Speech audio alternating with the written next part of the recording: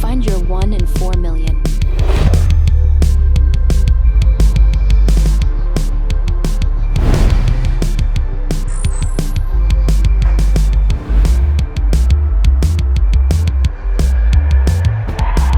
Now featuring virtual appointments and home delivery. Let's bring your match home.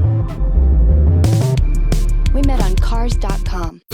You're watching the All-State Saturday Kickoff.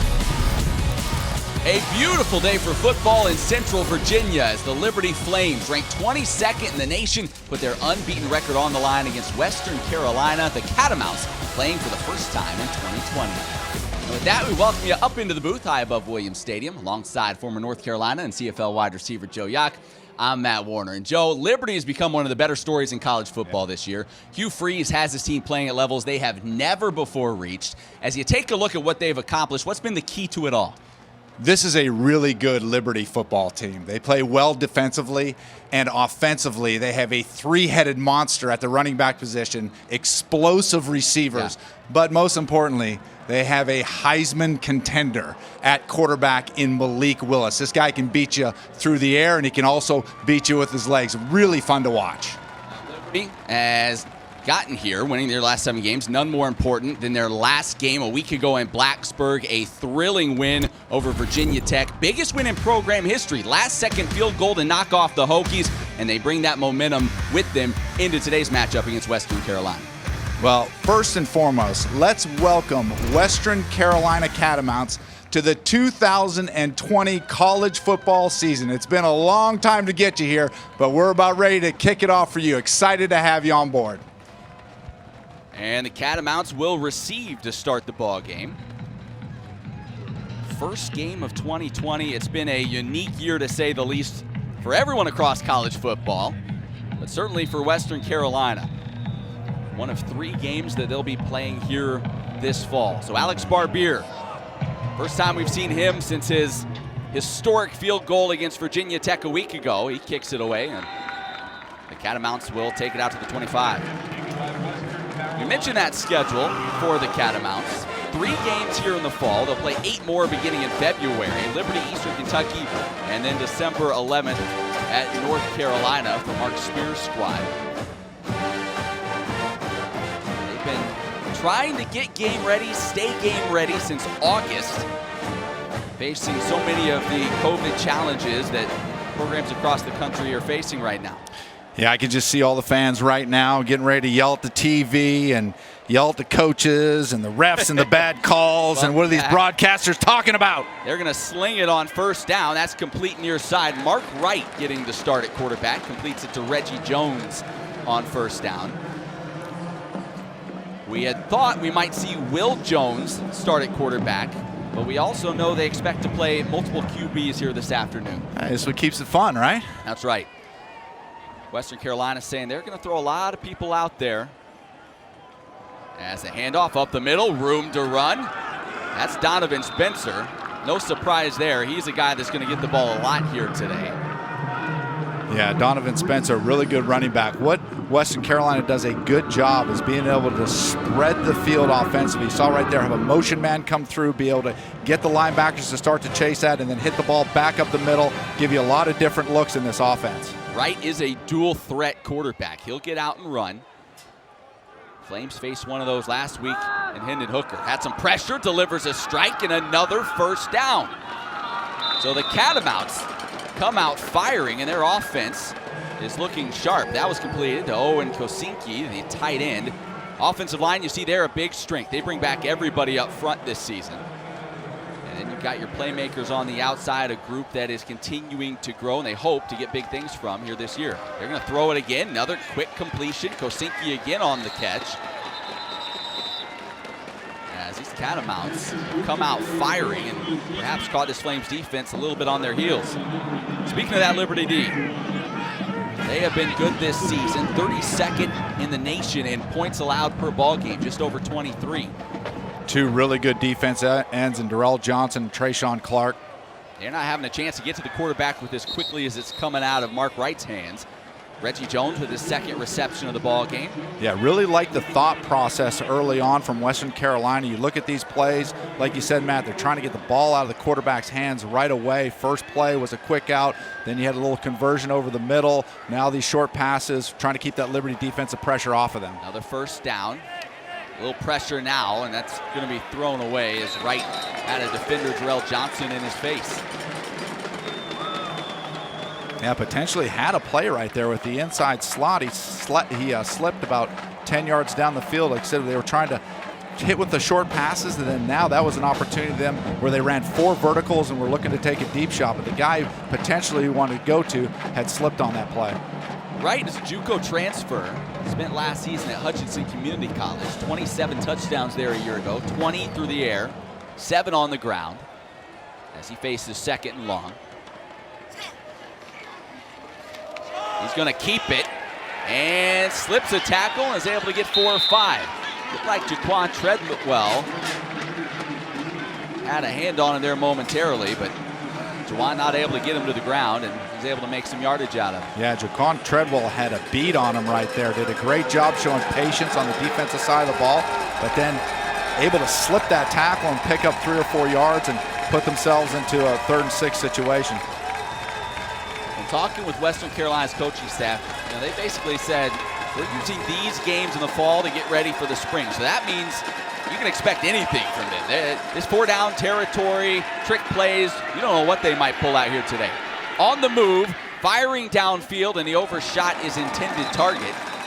He was looking for Mahari Stribling there on the deep route. Great job by Liberty defense right there on the boot action. Was able not allowing him to break contain, and then did a good job in the secondary covering downfield. Interested to see they're going to try this is a 51-yarder, Matt. Yeah, long field goal opportunity. 51 yards, does that sound familiar for Liberty? Well, Liberty nailed one a week ago to win their ball game over Virginia Tech.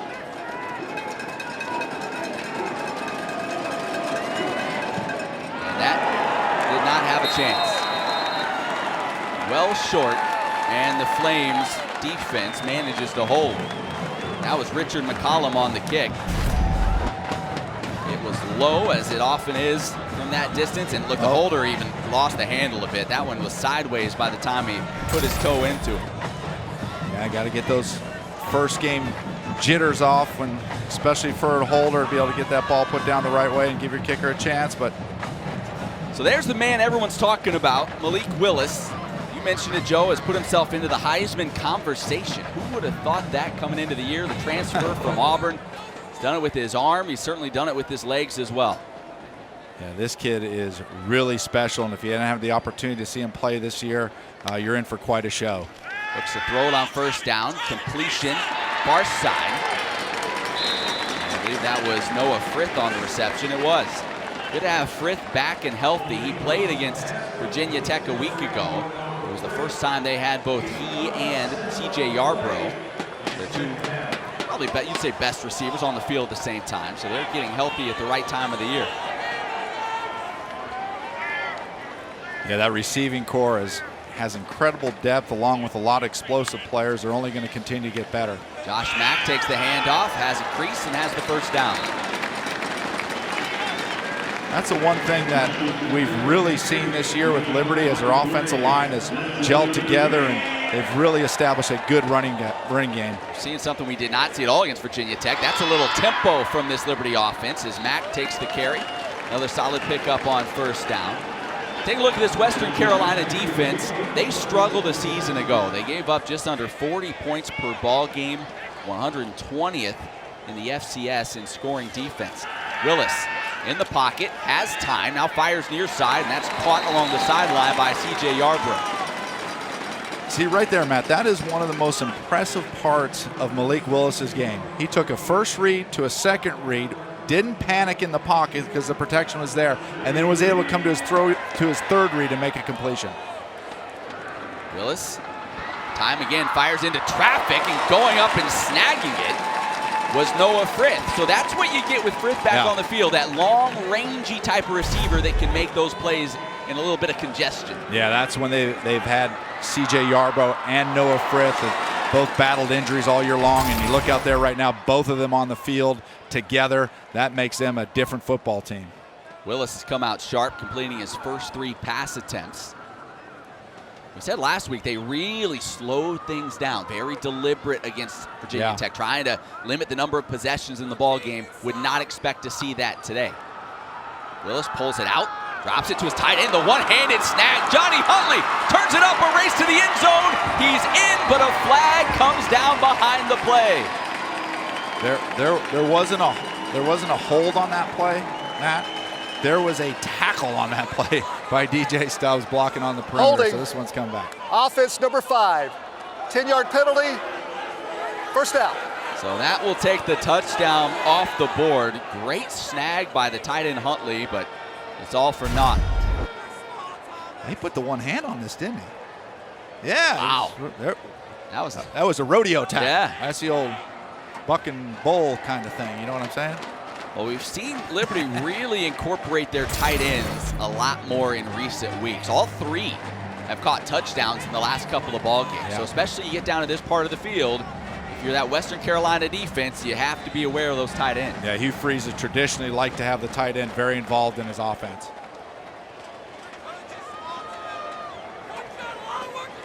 Yeah, really interested to see how Western Carolina can hold up in their front 7 with Liberty's run game. They've done such a good job this year running the football with 3 really good running backs. And that one to Josh Mack, makes the first man miss, cuts it back, lowers the shoulder, and gets 5 or 6 on first down. And that's what I think that Western Carolina has to do is Liberty, when you watch them on film, the running backs really love the cutback. And so the Western Carolina linebackers need to play with great eye discipline and be able to fit into their gaps properly in order to stop those cutback plays. Mack had been battling an injury earlier this year, but healthy last week, ran for 90 yards against Virginia Tech. And when he's right, yes. Talk about that 3-headed monster at running back, but he's kind of the key. When he's going good, everybody else, it makes them that much better. Yeah, J Mack is the total package. He can run the ball in between the tackles and put his shoulders down, yet he has enough breakaway speed. So yeah, he definitely leads the crew.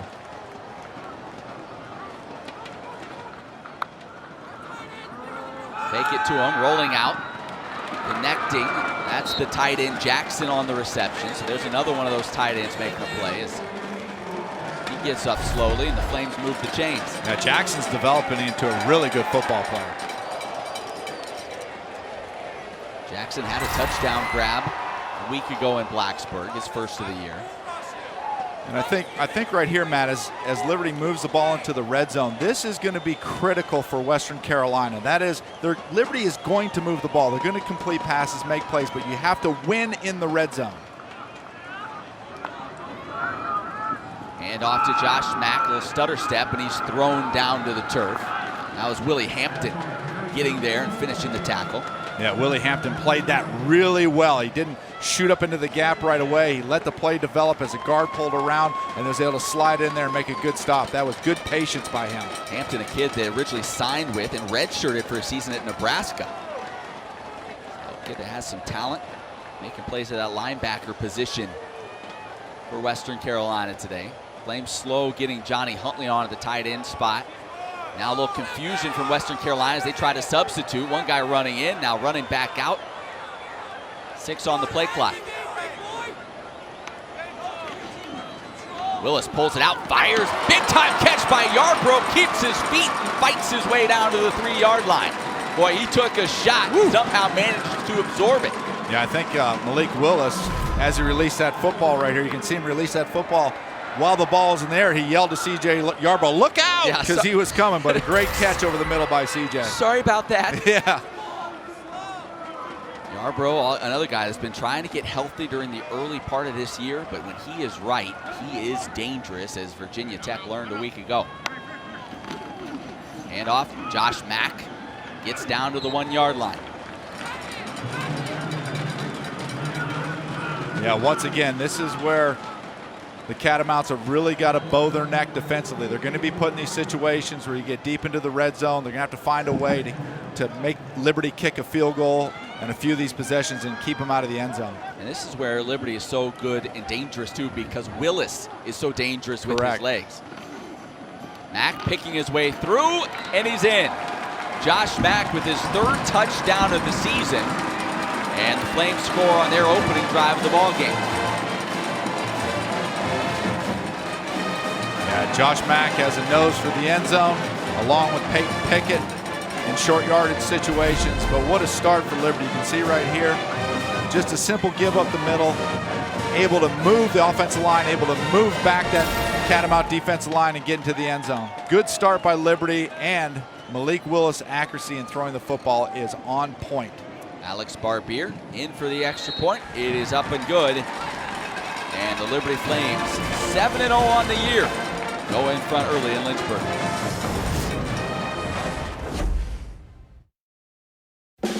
We made USAA insurance for this season. When being a fan on a budget gets tough, our agents do the legwork so saving on auto insurance is easy. USAA. What you're made of, we're made for. USAA. How do you top the original pan pizza from Pizza Hut? You go beyond.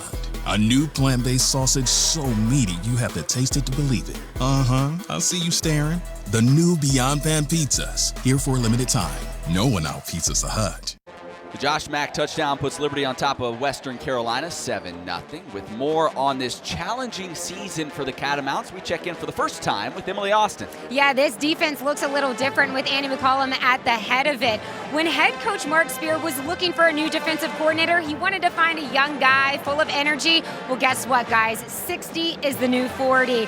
They went with 60-year-old Andy McCollum, who Coach Spears says has the passion of a 40-year-old, brings energy, coaches hard, and really a player's coach. He's not just focused on getting to know the defense. You see him talking up the O-line at practice.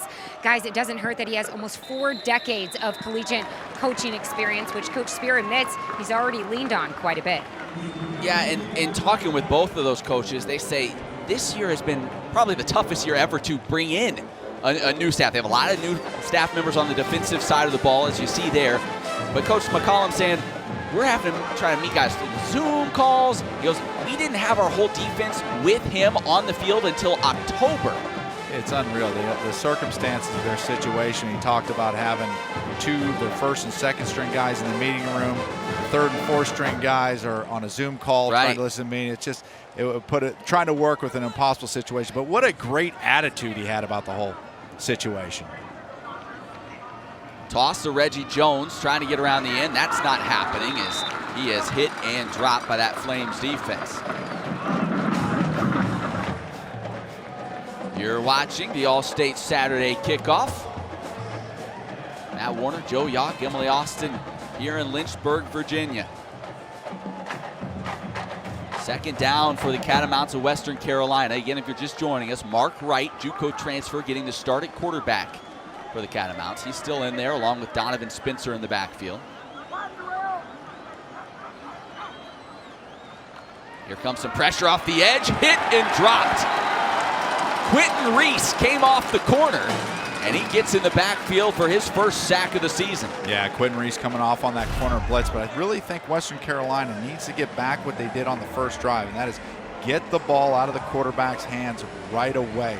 Had a little check down to the tight end, through the quick out. That's where they were having their success. On that play, they're trying to be able to stretch the field vertically, and they just don't have the time, especially when you bring those blitzes off the edge. They moved the ball well on their first possession, got into Flames territory before missing a long field goal.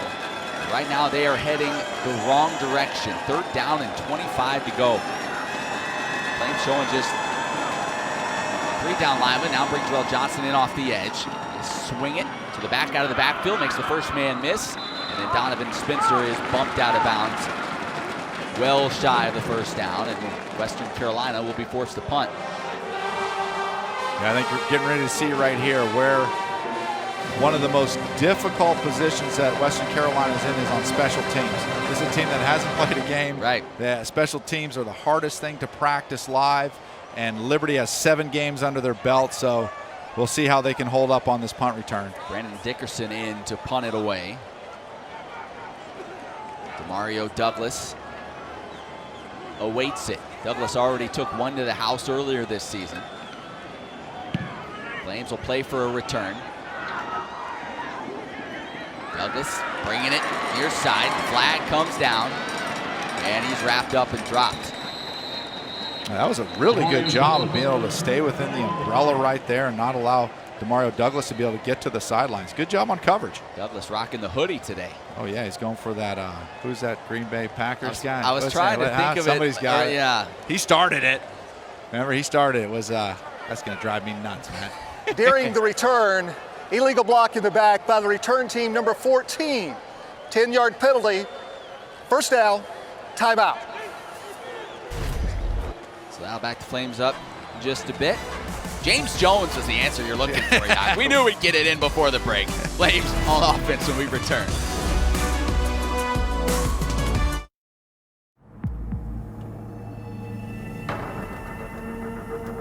I wasn't going very far. Sometimes I just forget.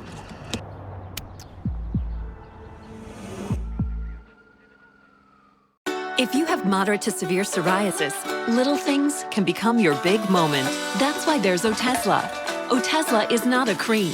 It's a pill that treats plaque psoriasis differently. With Otezla, 75% clear skin is achievable. Don't use if you're allergic to Otezla. It may cause severe diarrhea, nausea, or vomiting. Otezla is associated with an increased risk of depression.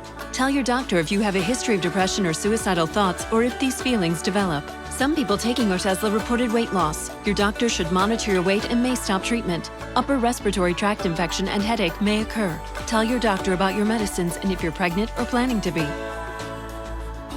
Otezla, show more of you. The All-State Saturday Kickoff is presented by Allstate. You've never been in better hands. What a game a week ago against Virginia Tech. Biggest win in program history. Alex Barbier, 51-yard field goal to clinch it. Just a bizarre set of circumstances in the last minute or so of that ball game led to it as you get a look at the Flames kicker.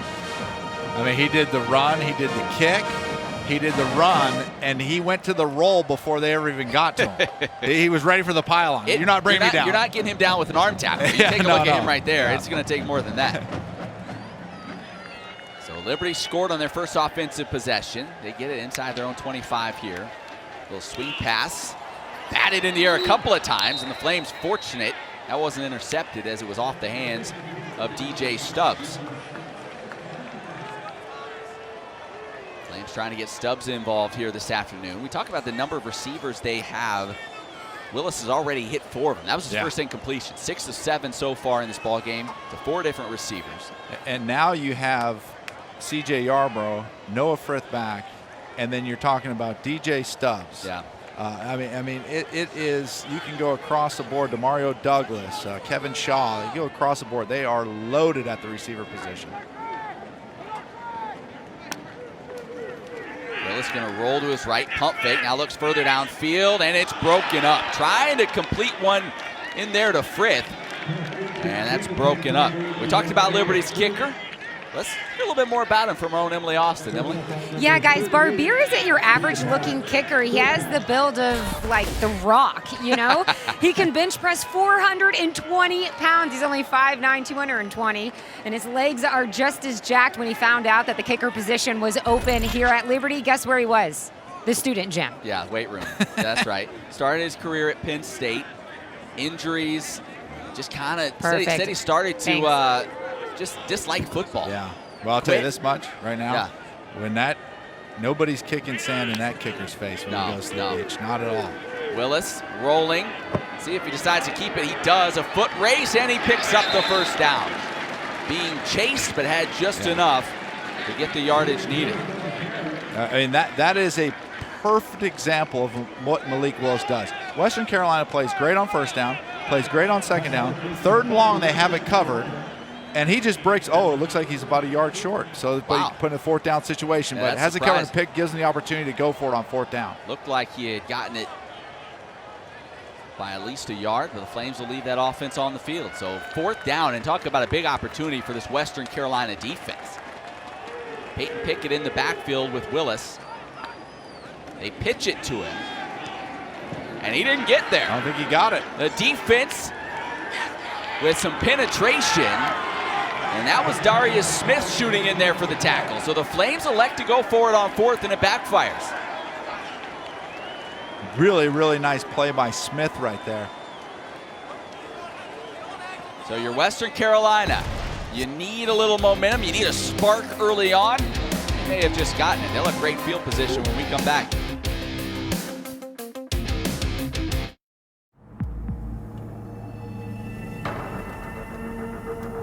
I wasn't going very far. Sometimes I just forget.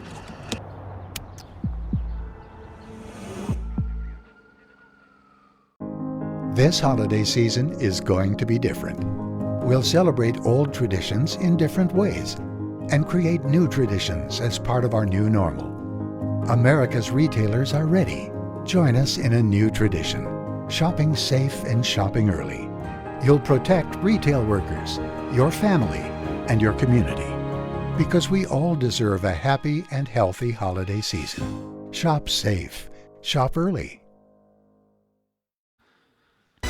Fresh off their big double overtime win against Clemson, we'll have the second-ranked Fighting Irish in Boston College today, 3:30 Eastern, 12:30 Pacific, and then at 7:30 Eastern, 4:30 Pacific. It's number 13 Wisconsin and Michigan at the Big House in Ann Arbor. Both games on ABC and the ESPN app. Little history lesson for you here, Joe. You take it back to the last time Notre Dame was coming off a win against the top-ranked team, 1993. They knocked off Florida State. Their next ball game, Boston College, they lost. Uh-oh. Those don't sleep on the Eagles, those that baby. don't know history are doomed to repeat it, Joe. Yes. That's all I'm saying. So you can don't bet. sleep on the Eagles. You can bet Notre Dame is aware of that. As Western Carolina taking the field after a big defensive stand, now running for his life, right. Just getting out of the clutches of that Liberty defense and able to make something positive happen. Well, how big was that fourth down stop for Western Carolina? Liberty on the year, 14 of 16 on fourth down this year. They were 4 of 4 against Virginia Tech a week ago, but not able to get the job done against the Catamounts. Yeah, Liberty has no hesitation whatsoever going forward on fourth down, and that is a major stop for the Catamounts. Right, looking to throw, swings it to the running back, Spencer. Near side, he's bumped out of bounds. He'll be shy of the first down by a few yards as he took a shot right along the sideline. Yeah, the Catamounts have been calling a lot. Right there, they went to a horizontal play, but they've been calling a lot of plays where they're trying to get guys downfield. The previous play before on the scramble, he had man coverage and trying to go downfield. I really like to see him get back into the underneath stuff. They go quick now, and he's in trouble. Dropped. Darrell Johnson got there, and Mark Wright did not stand a chance. Yeah, now this puts you in a strange situation. You're looking at 4th and 10, but the ball's on, what, the 32, 33-yard line. Looks like they're planning on leaving the offense out there. Well, it's your first game of the season. You're only playing 3 in the fall. Might as well take a few chances. Let's go. Got man-to-man coverage in the bottom here. There at the bottom of your screen, that's Mahari Stribling. 3 wide receivers to the left as they look to the sideline. 5 seconds on the play clock. A timeout. They may need to take a timeout. And they will. Yeah, it looked in that situation that Liberty was playing man across the board and were planning on bringing some pressure. They may have been given that as a pre-snap look and then bail out and play zone. So just take some time to think over the right play at the right time right now. So Mark Spear going to talk things over. Spear, 9th season, has done a good job at Western Carolina. Has a history of being at App State. Really when their program was getting up and rolling, and he's done a nice job here as well. Western Carolina, and he talked about it when we chatted with him this week, they were struggling when he took this program over, and he has led them to some solid success. You take a look at really those 3 seasons to highlight. Struggled last year, only 3-9. And they're young again this season. They don't have a lot of veterans on this team.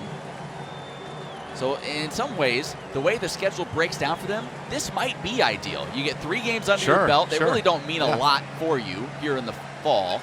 Then you have until February to kind of reevaluate and figure out what you saw and what you have, and then you go from there. Well, I learned one thing about Coach Spear. Whatever the positive spin is on it, he's going to take that spin. It's kind of your only choice. Yeah, it is your only choice. You're exactly right. Now, this is the opportunity. The Catamount fans are on the edge of their seat for 4th down. Are they going to be? Well, they're not now. They're punting. Oh, they're punting? Yeah, oh, okay. I mean, if you're a big special teams fan, I guess you still would be. Oh, I thought we were going to get an exciting call here on 4th down. They're going to try to pin the Flames deep. checks up inside the 10, and they play it perfectly. Flames will have it at the 9-yard line. Really like to see him go for it on that 4th down, that situation. This Liberty offense is so explosive. They can gain back that 20 yards and 20, 30 yards in a blink of an eye. We're talking about Mark Spear on one sideline. On the other, Hugh Freeze. What a job he's done for the Flames. In fact, he's done so well. He's gotten his 2nd contract extension in 11 months. Got one earlier this week through 2026. Says he is just loving what he has here at Liberty. You hear so many rumors swirling around the country about could he be plucked by a Power 5. He says, hey, right now, both he and his family, they love it here in Lynchburg, and he thinks this Flames program can be one of the best group of 5 programs in the nation within the next couple of years. I bet athletic director Ian McCaw tried originally to go with the 2056 extension. Handoff, nice run on 1st down. That's Josh Mack continuing to turn those legs as he gets about 13. Yeah, you're going to see right here. I know you want to play good defensive football, but at the same time, to be in Liberty side of the field and have the opportunity to go for it on 4th down, they can make this ground up really quick. And off again, Mack trying to pick his way through for a few yards, and he'll get about 4. That run a moment ago from Josh Mack. This offensive line gets so much credit for the Flames' success this season. And that's one of the things they do really good is they're able to wash a defensive line down. Then you look Johnny Huntley pulling that tight end and being able to come out and kick out the defensive end. Good strike on the slant to C.J. Yarbrough. And the Flames move the chains. See, it's just too easy. Western Carolina, if they want to be in this game, they got to take those chances. And so now in 3-4 plays, they've moved the ball all the way up to the 42-yard line. You're going to have to take some risk on the offensive side of the football in order to give yourself a chance in this game. 4 wide receivers set now for Liberty. Willis has time in the pocket, fires into traffic, and that was intended for C.J. Daniels, but broken up. And that was A.J. Rogers on the play. I like what Rogers did right there, and they've shown this some early, is that they are sitting on some routes. But now you can make some plays and bat some balls down, potentially get a batted ball, then interception, those type of things. But you're also leaving yourself to the deep ball, and Liberty has the threats to take the ball deep downfield. Free play. Hard count, got a free play. Here's a chance to take it deep downfield. They'll do so, launching it far side. Jump ball, a little shoving going on, and it's dropped. They may get offensive pass interference on Noah Frith on top of that, as he gave a shove to the DB. So that's just an offsetting penalties, replay the down, correct? I look to you for all of my officiating. Yeah, I think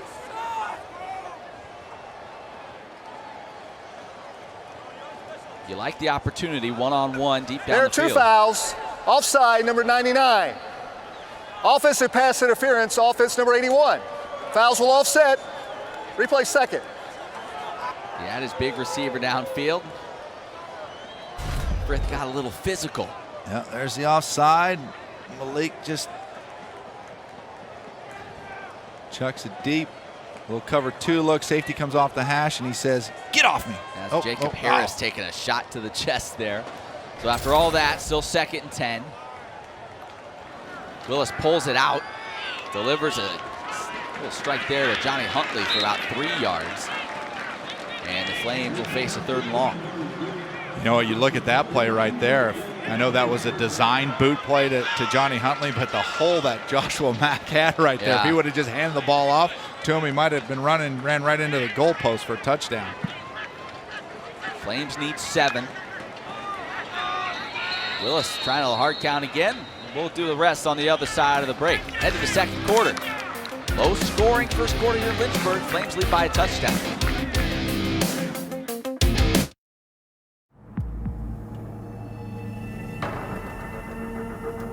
I wasn't going very far. Sometimes I just forget.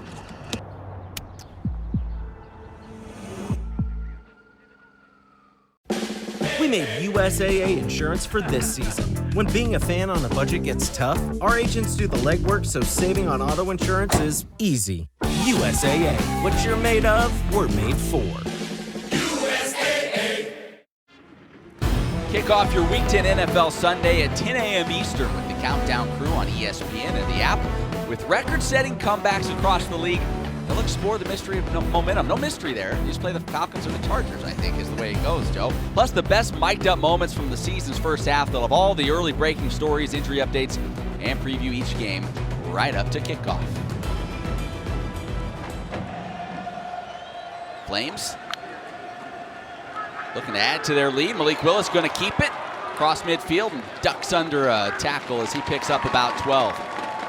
What a great play call on third down, a big third down conversion for Liberty. What they do right there is they run the inside receivers on short hook routes that be able to pick up that 7 yards. That causes, when you play zone coverage, causes the inside linebackers to expand out, which then opens up that quarterback draw lane from Malik Willis and picks up a quick 12 yards.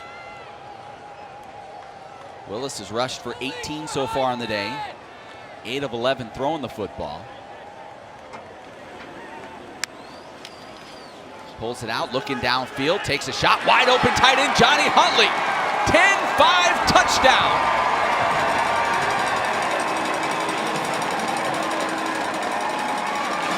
Liberty's becoming tight end U with as much as they're using their big tight ends offensively. Yeah, they like to throw that ball down the seams, the tight ends. They've had a lot of success with that play.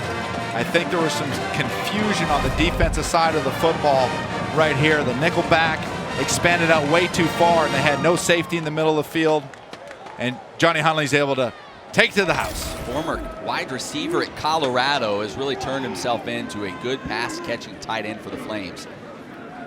Had one wiped off the board earlier in this game, you'll remember, because of a penalty. Alex Barbier in for the point after. Up and good, just like that. Early second quarter. The Flames cap off a 7-play drive with this touchdown toss to Johnny Huntley. This Liberty offense just keeps on rolling.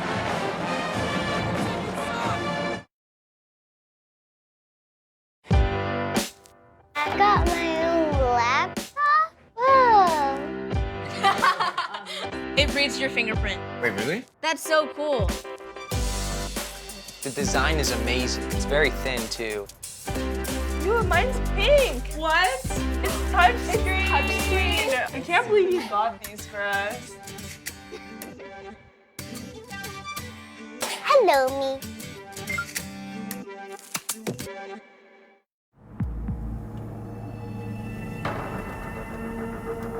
I wasn't going very far. Sometimes I just forget.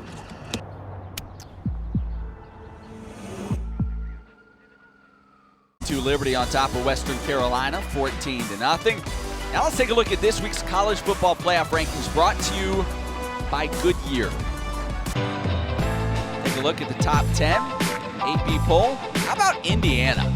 What a season they've had. You know, there's certain programs Number like that. 10. You just, even if you have no connection to them, you're kind of thrilled for them and for their fan base to get to experience what they have so far this year. No doubt. Great year for them. BYU as well there at number 8. Cincinnati. They made a lot of noise. Cincinnati, saw them play last night. I mean, they can put some points on the board. These Liberty Flames trying to continue to inch their way up the top 25. First time ever they had cracked top 25. I mean, they've only been playing FBS football now. You know, 3 years they've been playing and already have worked their way into this position, ranked 22nd in the nation. Yeah, you look around Liberty University, it's a university that's totally committed to football, and they've built the facilities and bringing in Hugh Freeze and the contract extension, and they're doing all the right things to build a top-tier FBS football program. All right, looks like we're going to get a change at quarterback now for Western Carolina. We thought we would see Will Jones at the outset. We did not. We got Mark Wright on the first few possessions, but Jones will now take over. Redshirt junior out of Greensboro, North Carolina. See if he can inject some life into this Catamount offense. Hands it off to Caleb Ferguson, his first carry. Trying to get the edge and is just able to turn the corner for a couple of yards on first down. Yeah, you take a look at Will Jones right there. You watch him on film.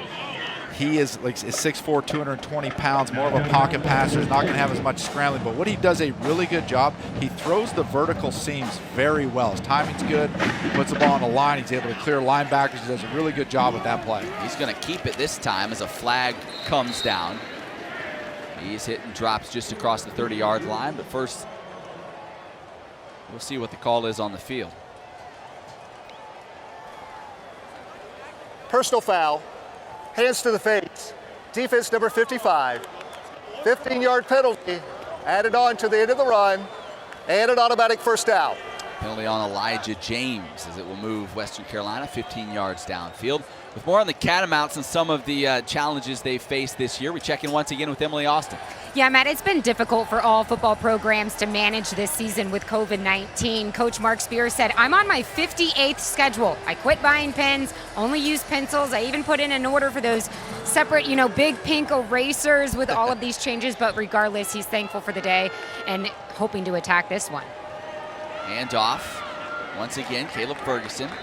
Short pickup. Yeah, he's told us, we as a coaching staff look at this like, if we can lead our team with all of these challenges, what kind of life lessons are we going to impart to these guys that they can take with them for the rest of their life? If we can lead during this kind of adversity, right, you can do it anytime.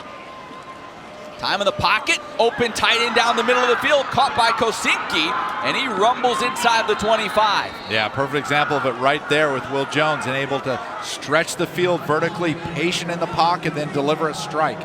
This offense is moving. They pick up the tempo a bit. Third reception for Kosinski on the ball game, as he's been a big part of their offense.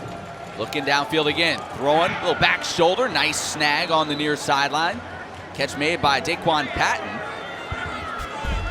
And you're seeing Will Jones inject some life into this offense. Yeah, those are two really good throws by Will Jones. He hit back shoulder, hit the vertical seam, and then comes back and hits a back shoulder fade, put it right on the money. Good job.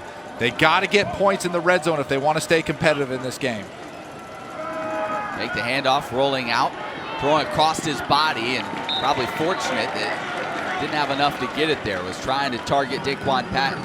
Yeah, good play call on first down after a long throw on the back shoulder fade to be able to come out and then run that boot action, get 3 receivers. He had a shot early in the throw, waited on a little bit, and at least didn't throw an interception there, and ball is able to fall to the ground harmlessly.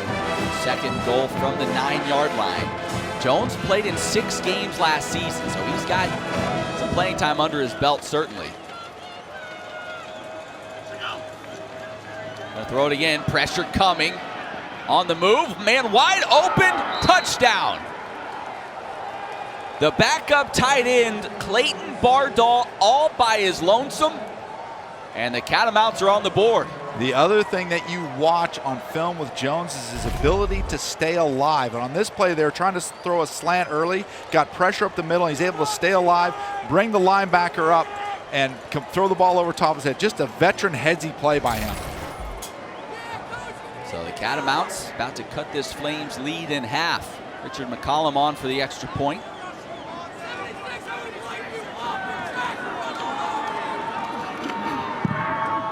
And it's through 7 plays, 75 yards. Will Jones leading Western Carolina to the end zone. First touchdown of the 2020 season for the Catamounts. They're having some fun today. Catamounts are cheering. Chest bump.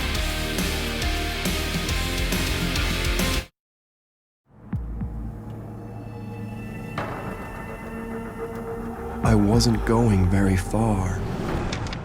Sometimes I just forget.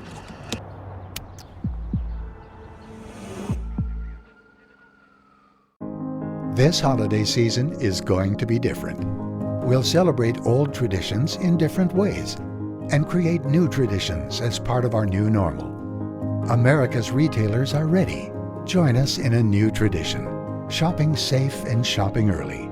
You'll protect retail workers, your family, and your community. Because we all deserve a happy and healthy holiday season. Shop safe. Shop early. 14-7, Liberty on top. You're watching the All-State Saturday Kickoff. Coming to you from Lynchburg, Virginia. Picture perfect day for football. Well, these teams have met 6 times previously in their history. All knotted up.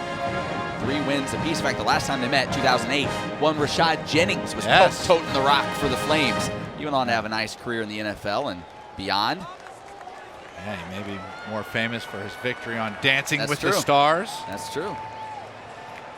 So something has to give, as they say. This series won't be knotted any longer after today's ball game. Western Carolina gets on the board. It's good to see Western Carolina get their first touchdown of the season. The fans back home watching, gave a little fist pump, maybe spilled a little popcorn on the floor, had a little college football. Get them pumped up. Catamounts fans making their way here to Lynchburg. Only about 1,000 fans allowed in the stadium for today's ball game. There's a few folks wearing purple. That kick going to bounce out the back of the end zone as Malik Willis and company will take the field once again. Willis, with that touchdown toss earlier in the ball game, has now accounted for 20 touchdowns this season for Liberty.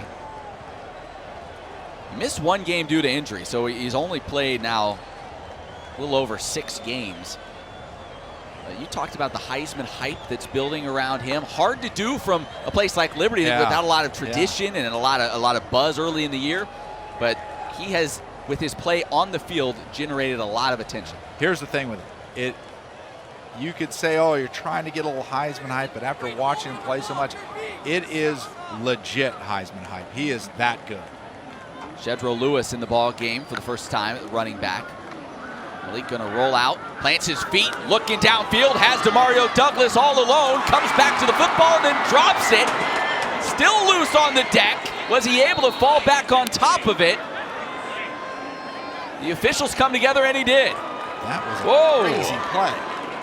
There was no one within 3 or 4 yards of him when he caught that football, and it was gonna just be a race to the end zone. This would be a good angle here. See if he actually. No, that's I think that's an incompletion. Yep, yeah, 100%. I'm with you. And they're going to take a look at it, I believe. No, there's actually a timeout called by Western Carolina, I think, to give them an opportunity. Yeah, I'm sure Liberty's going to try to go there and snap it as fast as they could. He never had possession of that football, at least based on that look. One more look as we head to break. DeMario Douglas all by himself. Maybe too open. Unable to haul it in.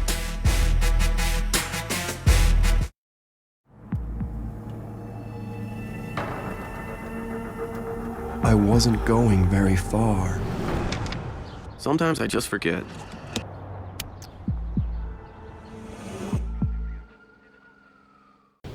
How about no? No. No way.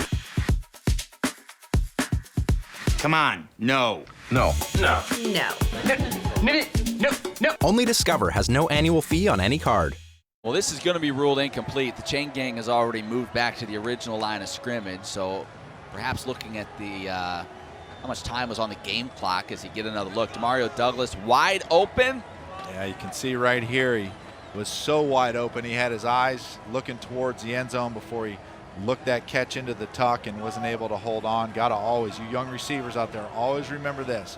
Take your eyes are the one that catches the football. Take your eyes to the tuck all the way in with the football. So a big play taken off the After board. further review, the receiver never had firm control of the football, therefore it's an incomplete pass. The ball will be brought back to the previous spot. Second down, and game clock operator, please reset the game clock to 12:02, and the clock will start on the snap. I hear a smattering of boos, man. And Western Carolina will not be charged their second timeout because replay was contacting us before the timeout. Oh, there you go. All you get is a smattering with 1,000 fans. You don't get much more than that. There's nothing to boo about right there. That's clearly the right call.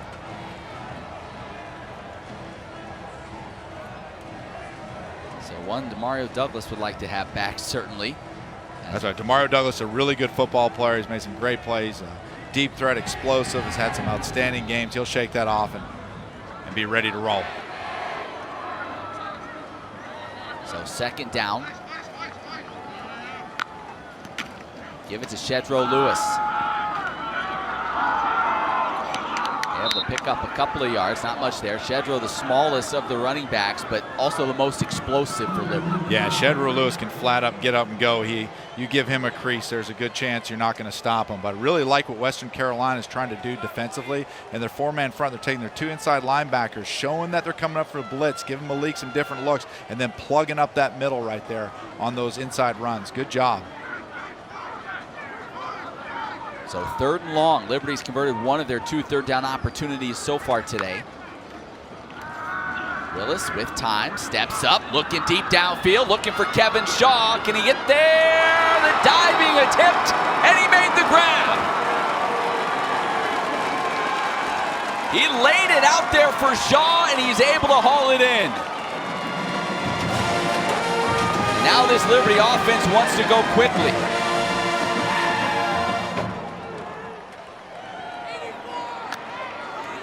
Willis pulls it out, fires. Catch made for a short pickup. That was Trevor Hobbs, the senior tight end, his first reception of the season. They're getting all the tight ends. They got everybody involved. What a great post route run by Kevin Shaw. And a great job by Malik Willis to be able to hold the football. There was nothing there underneath, and then he was able to throw that deep post. Like to see the replay. They're moving so fast we can't get to a replay to see him make sure he made that catch. Yeah, that may have been part of the reason for the tempo. The fast pace we saw from the Flames. Now the handoff going to Shedro Lewis. Able to pick up a few yards, and it looks like he'll be about 2 or 3 yards shy of the first down. Yeah, it's a big 3rd down stop here for Western Carolina. Look at the deep throw by Malik Willis. Able to throw the ball probably 60 yards. What a nice catch by Kevin Shaw. Be able to get his hands under it, look it all the way in. Pick up the big play. Really nice job. But that's what Malik Willis does. Is not only can he run the football, he can throw the underneath stuff, can throw the wide field outs, and yet at the same time throws a deep post with great accuracy. 3rd and 2. Willis going to keep it. Turning it up. Great blocking, and he walks it in. And then he does that. You know, that's how they set that play up. You look at those short yardage gains with Shedro Lewis run up the middle, keeping those inside linebackers in. And now all of a sudden, as they stay in on a 3rd and 2, he pulls the ball out, gets the edge, and with his athleticism, it's a touchdown. You look right here. You fake inside, hold those 2 inside linebackers in. Defense end needs to stay at home. He squeezes down, and just you're not going to be able to stop the speed of Malik Willis unless you stay home and force him back inside. Extra point up and through. Willis now with 8 rushing touchdowns on the season. Once again showing why he's one of the most dangerous quarterbacks in the country. And he's done it against everybody. Yeah. I mean, it's not like, I know early in the year people were saying, oh, Liberty hasn't really played anybody yet. Listen, he played well against Syracuse. Virginia Tech had no answer for him. Everyone he has run into this year, he has sliced and diced. Malik Willis is not just athletically confident, he is athletically arrogant. That's all I have to say about that. Well, he has reason to be. As he puts the Flames in front by 2 scores. Again, a kid coming from Auburn. He wanted to play last year, transferred to Liberty. They tried to get the waiver, didn't come through for him. Once he kind of shook off the initial disappointment, now he says, yeah, that was the best thing that could have happened to me. You're really able to get in and understand Hugh Freeze's offense. And he talks about, too, just growing just in maturity as a young man, as a person. And it's all come together. He and Hugh Freeze have been a dynamic duo for the Flames this year. And the biggest reason they're sitting at 7-0 right now. Yeah, Hugh Freeze has the schemes to give Malik Willis the best chance to win, and Ken Austin, the offensive coordinator, has the fundamentals. He coaches the fundamentals so well. So Western Carolina will have to try to answer now. And a good possession last time this offense was on the field. Will Jones coming off the bench. Led them on a nice scoring drive, getting the tight ends involved. We've seen a lot. Listen, if you're a fan of tight end play, this is the game for you. On both sides, the tight ends have been heavily involved. See, right there, Will Jones does a great job. Just keep the play alive. Keep the play alive and then force the linebacker, put in a position where you break contain, he steps up and you throw to good savvy. So he remains in at quarterback.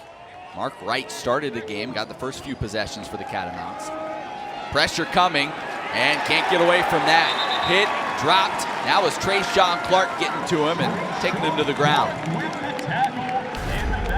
Yeah, Trayshawn Clark, Rel Johnson, you're able to see, ooh, that was a nice little move to the inside right there and be able to get to the quarterback, collapse the pocket. The two defensive ends, actually there's depth at the defensive end position for Liberty, but the two defensive ends, Trayshawn Clark, I tell you what, they can rush the passer. Flames already with 3 sacks on the day. Clark, Johnson, one apiece. Quentin Reese also with one coming off the corner. Try a little QB designed run now, able to get across the 15 and get back a little bit closer to that original line of scrimmage. It'll bring up 3rd and long. You know, definitely not the situations that the Catamounts want to be in these 3rd and longs, especially after a quick touchdown by Liberty on the deep throw and run, so they need to figure out a way to convert this. 3rd and 12. Tight end has been a big part. Do they go that way? No, they come near side. The catch made, and it's going to be, it looks like just shy of what they needed. Daquan Patton, the redshirt senior, making the grab. Yeah, they're going to be a full 1.5 yards, 2 yards away. Looks like they're bringing up the punt team. Looks like they will. So 4th and short, they elect to punt it away. Patton, you may remember his dad, David Patton, played 12 years in the NFL. Yeah. A lot of time with the Patriots, actually. Yeah. Got a few Super Bowl rings with them. Daquan started as a walk-on, has really worked himself into. I didn't know that. That guy can play. Yeah, he was great. Daquan, one of the better receivers on this squad now. He had some Super Bowl games. So Demario Douglas awaits the punt, and flag. We get a whistle. They may not have snapped it in time. Yeah, delay of game. 4th out. So that'll back them up a little bit more. Joe, you talked about special teams being something where if you haven't played for a long time, what is it that it's hard to get back in sync special teams-wise? Is it a timing thing? Because we saw it really across the country as teams have started playing and conferences have started playing. Special teams have been very shaky. Sure. The special teams part of things gets difficult because especially in first game, punt team I think is the most difficult. Not only you have to protect, you got to cover, get down there, and you have to snap, the punt, all these things. There's so many moving parts to it. Brandon Dickerson, it's the left foot into it, low driving kick. One It'll hop take a big return. hop. Demario Douglas scoops it up, now reverses field. Trying to make that one-man miss, just tripped up, and he'll be shy of the 40-yard line, where the Flames will take over. Liberty up a couple of scores. Malik Willis set to lead that offense back on the field when we come back. If you have moderate to severe psoriasis, little things can become your big moment. That's why there's Otezla. Otezla is not a cream. It's a pill that treats plaque psoriasis differently. With Otezla, 75% clearer skin is achievable. Don't use if you're allergic to Otezla. It may cause severe diarrhea, nausea, or vomiting. Otezla is associated with an increased risk of depression. Tell your doctor if you have a history of depression or suicidal thoughts, or if these feelings develop. Some people taking Otezla reported weight loss. Your doctor should monitor your weight and may stop treatment. Upper respiratory tract infection and headache may occur. Tell your doctor about your medicines and if you're pregnant or planning to be. Otezla, show more of you.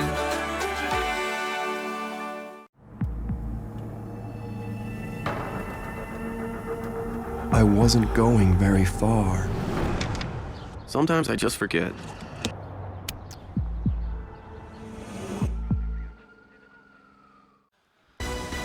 Fresh off their big double overtime win against Clemson, we'll have the second-ranked Fighting Irish in Boston College later today, 3:30 Eastern, 12:30 Pacific. And at 7:30 Eastern, 4:30 Pacific, it's number 13 Wisconsin and Michigan at the Big House in Ann Arbor. Both games are on ABC and the ESPN app. Wisconsin just wants to play some football. They have had a struggle just getting back on the field since that big win back on October 23rd. You see that there, the games that were canceled. And for Michigan, our boy Reese Davis on game day said if they lose today, it'll be the worst start since pre-Bo Schembechler. How about that? They are struggling right now in Ann Arbor as Malik Willis with a nice run on first down. I mean, you think things are running a little tight in Ann Arbor right now. A night game against Wisconsin with what you just said on the line. Yeah. Woo! I don't know if I'd want to be in those hotel meetings right now. Things are tight. That is the first down. So look at Malik Willis, his day so far. He's thrown for $176 in a score. He's also run for 39 in a score. This is one of Liberty's favorite formations, and they can do so many different things out of it. Oh, ball's loose on the deck. Willis has to fall on top of it. Well, if there's been one knock, one criticism of Malik Willis this year, it's been just hanging on to the football. Ball security. He's put it on the deck a number of times. In fact, this week, Hugh Freeze said, I made him take off all his wristbands, bracelets. He goes, I don't know if that'll help or not, but we're just trying something. And they had a play right there. They had a play that run a little counter boot action, bringing the inside receiver across. He was wide open and just put the ball on the deck. Yeah, that would be the one and only thing. You can't get on him for running. You can't get on for decision making. You can't get on for accuracy across the board, but he will put the ball on the turf every once in a while. Although it looks like he put the bracelets back on, so maybe that didn't stick. A little pressure. Willis jumps out of it. Now weaving his way through traffic, and he's about 3 yards shy of the first down as a late flag comes in. Flag coming in from the secondary. So we'll sort this out.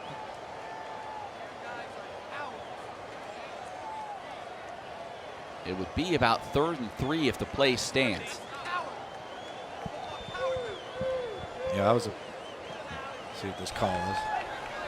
Personal foul, targeting, defense number 33. That play is under further review. Wow, well that's Curtis Roach, sophomore linebacker. Let's have a look as he came in right at the end of that play. Is he 33? There was contact helmet to helmet. It didn't appear to be. So we get one more look there. Yeah, he caught him in the helmet. I mean, it wasn't. That's tough, you know. It wasn't like really a violent. Tough. That wasn't a dirty play. No, that was a quarterback getting taken down. You're trying to get in, and that's a tough break for the young man Curtis Roach. Yeah, I'll be interested to see how this one plays out, because, you know, if you go by the letter of the law, you could say, yeah, it's there and the contact is there. But let's take another look at it. Yeah, I think he's he's probably pops him on the. He's probably going to be done for the day, based on, I hate to see on that. the looks that we see there. And you know, sometimes you feel like you can judge intent on some that you see that are just so obvious and flagrant. This is not one of those. No, he's trying to get his shoulder in there and do a good job tackling, no intent whatsoever. But yet at the same time, it's the day and age that we live in now with the targeting rule, trying to protect the player's safety, and just hate it for that young man. Curtis Roach, his dad, is actually a Western Carolina Hall of Famer, kicker. His dad, Kirk, one of the greats there at Western Carolina. His son playing linebacker now for the Catamounts, and unfortunately, looks like his day is going to come to a early close. Well, you know what, though? Yet at the same time, I've also seen other ones that have looked a lot worse than that, and they haven't thrown the player out of the game. So we'll see here. Number 7 will have to go out one play due to the fact that he lost his helmet. It'll be 3rd down at the dead ball spot, and the game clock will start on my signal. So he said no targeting. He did say no targeting. I couldn't hear his mic was off. So in the end, it ends there we up possibly go. being a benefit for Western Carolina. No targeting, and because the helmet came off for Malik Willis on 3rd down, he's got to come out of the ballgame. I think Liberty has all 3 timeouts. Although somebody might want to tell Malik, because he's out there right now. Well, I think what you can do is call a timeout in order to keep him in the game. I imagine that's what they did. Oh, no, the ref wound the clock, so obviously they didn't call a timeout and haven't noticed that Malik is still in the game. So after all that, it's 3rd and 3. Yeah, he's stopping. And now I was watching him. Hold up. He went to the whistle, to the mouth, then he pulled it away, then he went back again. And, hey, wait, number you're not 7. supposed to be here. Hold on. Go to your room, young man. Here's what I love about Hugh Freeze. Do not be surprised right now. Ferguson comes in the ball game and throws a 50-yard seam down the middle of the field. He doesn't care. We've seen it before where you think, all right, they're going to go conservative, run the ball, and they take a shot. So Chris Ferguson, an accomplished quarterback in his own right from the University of Maine, this time he hands it off, and the Flames will pick up the 1st down on that run by Josh Mack. Yeah, he's done that. We've seen that happen before. So now Willis will come back in.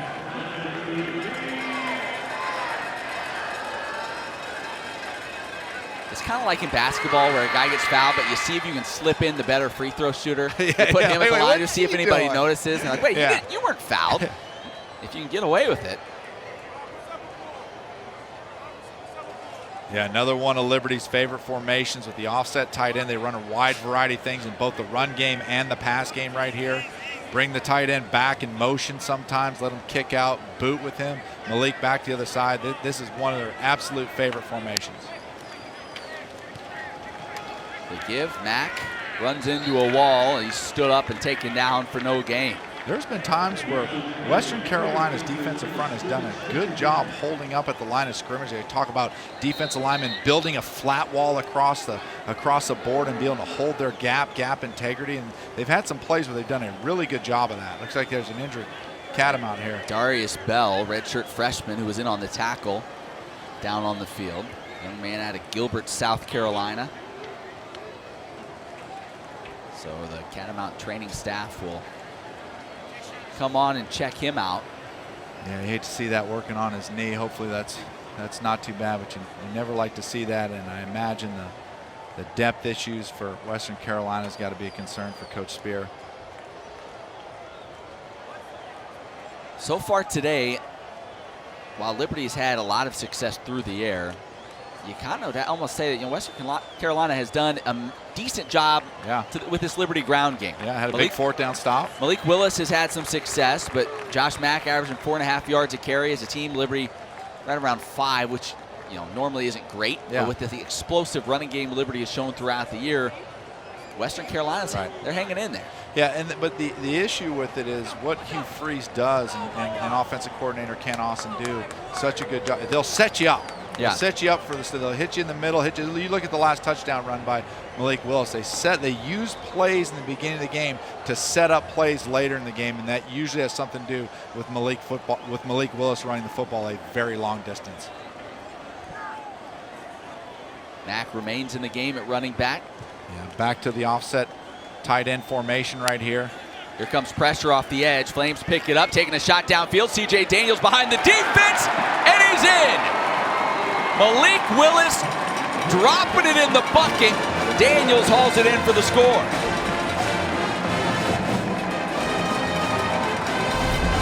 Yeah, you look at it right here. What Liberty does a great job in pass protection. They try to bring a blitz off the outside. Daniels gives you Elysian man-to-man coverage, no free safety in the middle. Daniels just has too much speed. Malik Willis just has too much accuracy.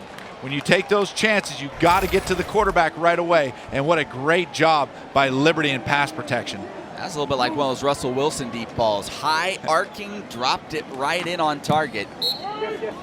And quickly the Flames score again. 7 different receivers have caught passes now today for this Flames offense.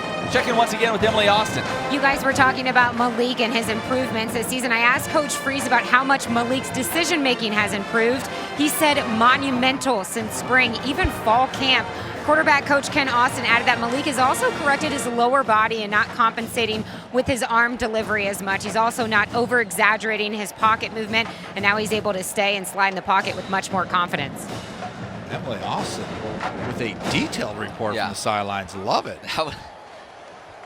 When it comes to quarterback mechanics, there's nobody like Emily. I mean, we appreciate that. Yeah, that was great.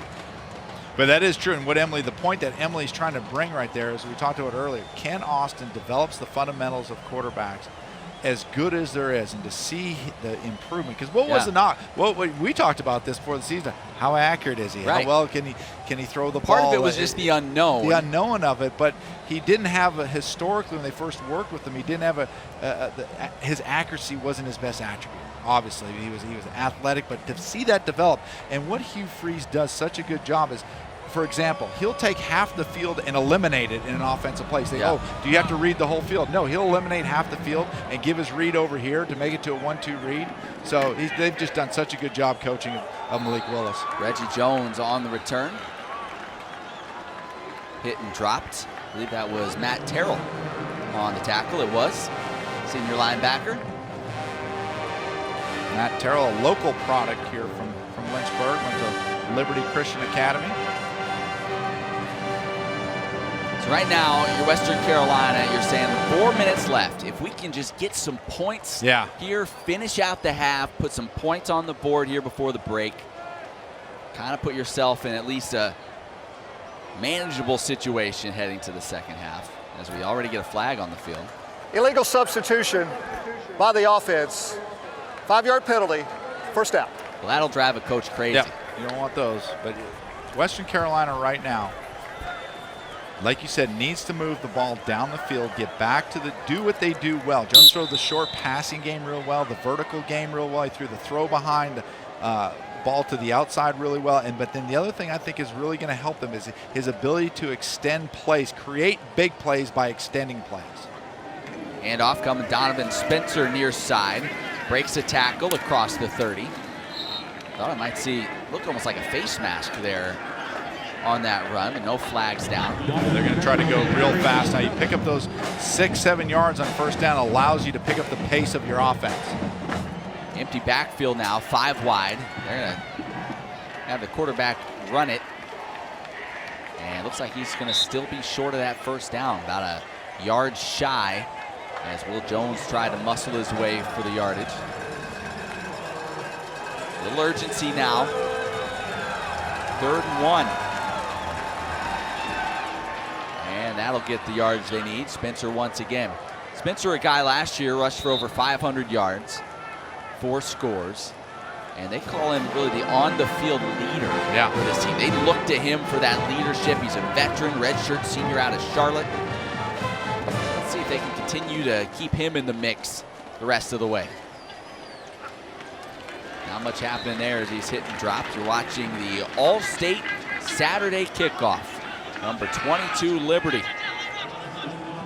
Trying to move to 8-0 for the first time in program history. They're out to a good lead against Western Carolina here. Pass falls incomplete along the near sideline. He was looking for Daquan Patton, and it'll bring up 3rd down. So now you're in that dangerous spot where you go quick, you're trying to get points on the board, but oh no, now it's 3rd long, and you could be giving the ball back to Liberty with plenty of time. Yeah, they really need to convert this 3rd down. I like the play calls early in this drive. They went run, run, run for a first down. Didn't get in a panic mode, feels as if we got to score right now. They created a first down through the running game. Now they've been put themselves in this 3rd and 8. This is a big conversion for Western Carolina right here. 3 wide receivers to the left. They throw it to the right, looking for the tight end. It's picked off! Picked off by Darrell Johnson. The defensive end has some room to run. Bringing it near side, steps out of bounds. And how about the athleticism from your D end? You think the players are happy over there? Did you see that mob? And the thing about on this play, Matt, is Jones had him. They slipped the back out of the backfield right there. Darrell Johnson was a little bit behind him. If he's able to throw that over the top to his outside shoulder, it would have put Darrell Johnson in a very difficult situation, but he's got to get a little more arc and a little deeper. But like you said, what an athletic play by a defensive end. But Darrell Johnson, we talk about him as a pass rusher, 6 sacks coming into the game. Dropping into coverage. Yeah, you know, he played in the defensive backfield in high school. He's put on a lot of weight and has moved into that defensive end spot. But he shows you there, not too bad in coverage. So the Flames now with great field position. Peyton Pickett gets the carry, and he is stuffed.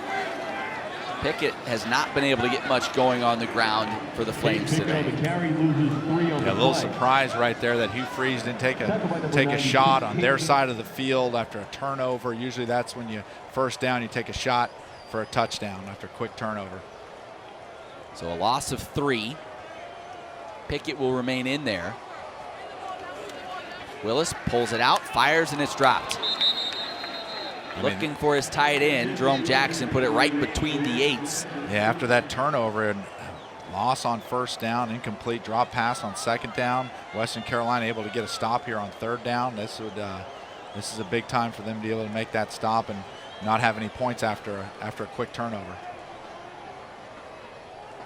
So 3rd and 13. See if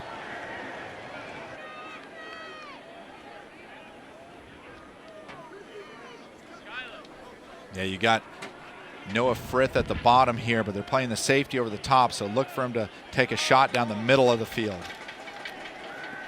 Has some time. Now he's going to try to tuck it.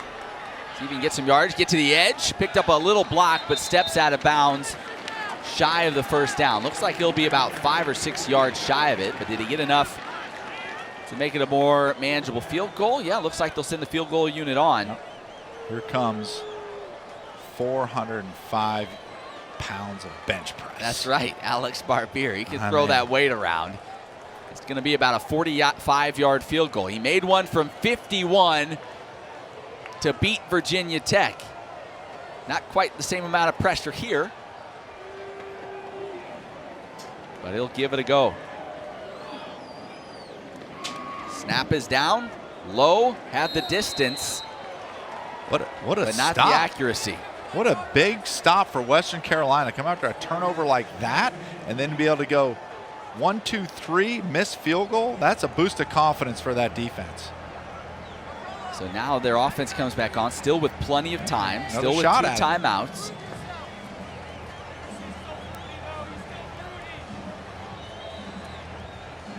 So the Catamounts with another opportunity. You know, they started this ball game, and you talked about just the quick passes. The boy was getting out of Mark Wright's hands so quickly. Yeah. Looks like Wright's back in. Yeah, here you go. So he's going to get another shot. He had the first few possessions. Mark Wright back in there now. More athletic, so certainly he gives you that aspect, as he's a dual threat guy. The give to Spencer, breaks the initial tackle, and is able to pick up about 8 on first down. Let's check in once again with Emily. Javon Scruggs said that Darrell Johnson is a workhorse. Anywhere the ball is, he thinks he needs to be the one making the play. And with that mindset, it makes his job much easier, as you can see true on that last interception. Oh, little pitch. Boy, that was dangerous as they pitched that one wide. Calvin Jones ended up snagging it, but that was a little bit off the mark. He had to reach up and grab it. Looks like they'll be shy of what they need for that first down. So once again, 3rd and short. Yeah, minute clock ticking, not choosing to use a timeout here. Got to get this 3rd down conversion. Then you can look into potentially using your timeouts and not giving Liberty a chance to get the ball back. But they need to make a 3rd down conversion, have something positive happen before the end of the half, be able to kick a field goal, whatever it may be. Let's see if this is where they utilize Mark Wright's athleticism. Maybe if they can get him out of the pocket. See if he can pick it up with his legs. A lot of their success is going to be, like I said, it's going to be on extended plays. Can they break down, get outside the pocket, get into the scramble drill? They called timeout late. 30-second timeout, Western Carolina. That is their 2nd charge of this half. So they're going to talk about it. Big play coming. Just 38 seconds left, though. And you said you pick up the first down, then you start taking some shots. Yeah, I hate to see him have to use the timeout right there. That leaves him with what, 1 timeout left? Yeah, 1 left, and hate to see him run the clock all the way down like that, use the timeout, but if they can pick up the first down here, could give an opportunity to get into field goal range.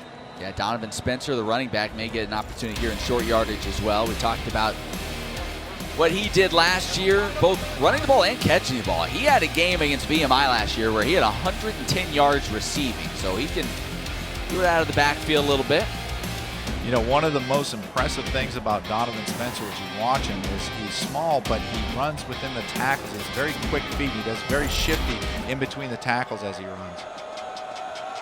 Well, he's not going to be getting the handoff, it appears. They're going empty backfields. Now they bring the tight end across the formation. Keeping it is Wright, has the first down, and he'll get up just shy of the 45-yard line. Yeah, well executed play right there on 3rd. Try to empty it out, spread the defense out, block them well up front, able to get a double team, open up the hole. Good job, good execution. Now they got to pick up the tempo and look to get some points. Only 25 seconds left. Looking downfield, climbing the pocket. Boy, about got his head popped off there as someone had his face mask and spun him around. Is there no flag? Boy, that... Did I see that right, Joe? Yeah, it looked like they just about he got his screwed his head right off. Wow, yeah, that's... How do you miss that? That's a big call. I mean, how do you miss that? That's Elijah James that had a handful of the face mask. Western Carolina, that is their 3rd and final timeout. of this half. I mean, those fans we talked about yelling at the refs, they're yelling at the refs right now. Well, Mark Spear might have a few words for him, too. Game clock operator, please reset the game clock to 2 seconds. So 2 seconds on the game clock. With 2 seconds left, but that was... You know, you want to talk about player safety. That's player safety right there. Yeah. I mean, put him in the owl technique, almost spun the head all the way. Did you just come up with the owl technique? It's the owl technique. That's good. Try to go all the way around. Well, fortunately, Mark Wright is okay after that. We'll take a moment. Take a look at today's Protection Spotlight, brought to you by Allstate, and it comes on the touchdown toss to Johnny Huntley, and the protection from the offensive line, allowing Willis to sit in that pocket. Take a look at it right here, Joe. Yeah, really good job. He used the back in there, that nice tight pocket. Willis is able to step up into the throw. That is the Allstate umbrella policy right there. Total protection. Offensive line, and they're deep. They rotate a lot of guys through. Sam Gregg, offensive line coach for Liberty, feels like he's got a special group. As you take a look at Liberty now, this is the complete prevent.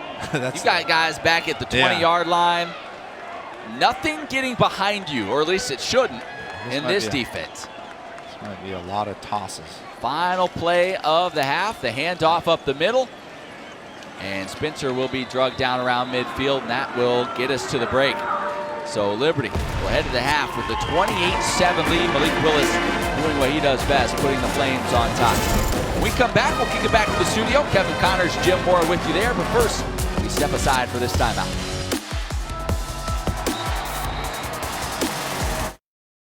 You're watching the Allstate Saturday Kickoff.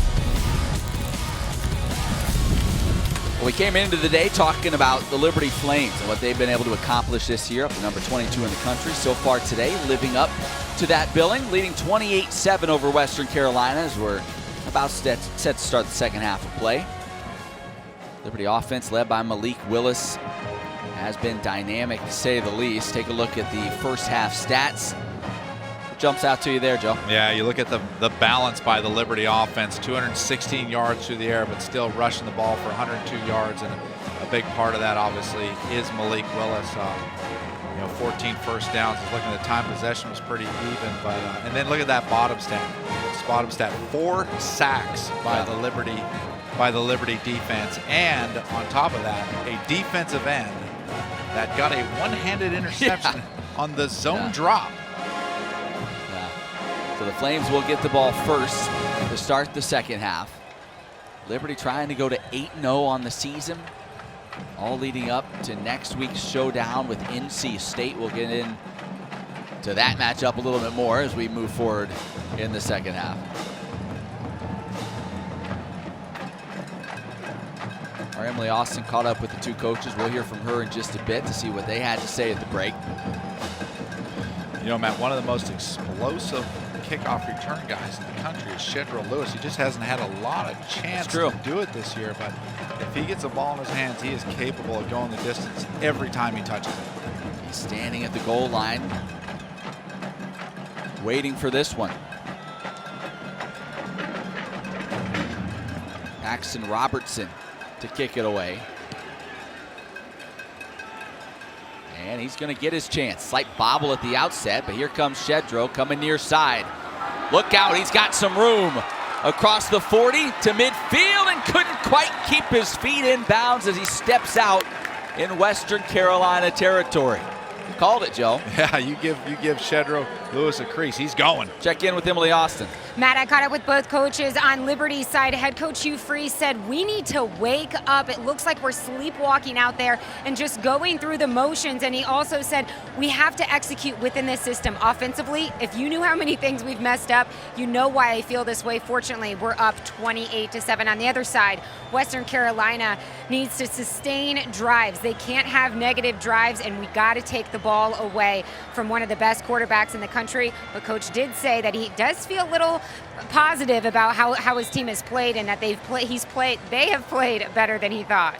Well, and they said, we're going to use this to shuffle a lot of players through. It's kind of like a spring ball situation, these 3 games in the fall for Western Carolina, as their defense does a great job standing up Josh Mack there for a loss.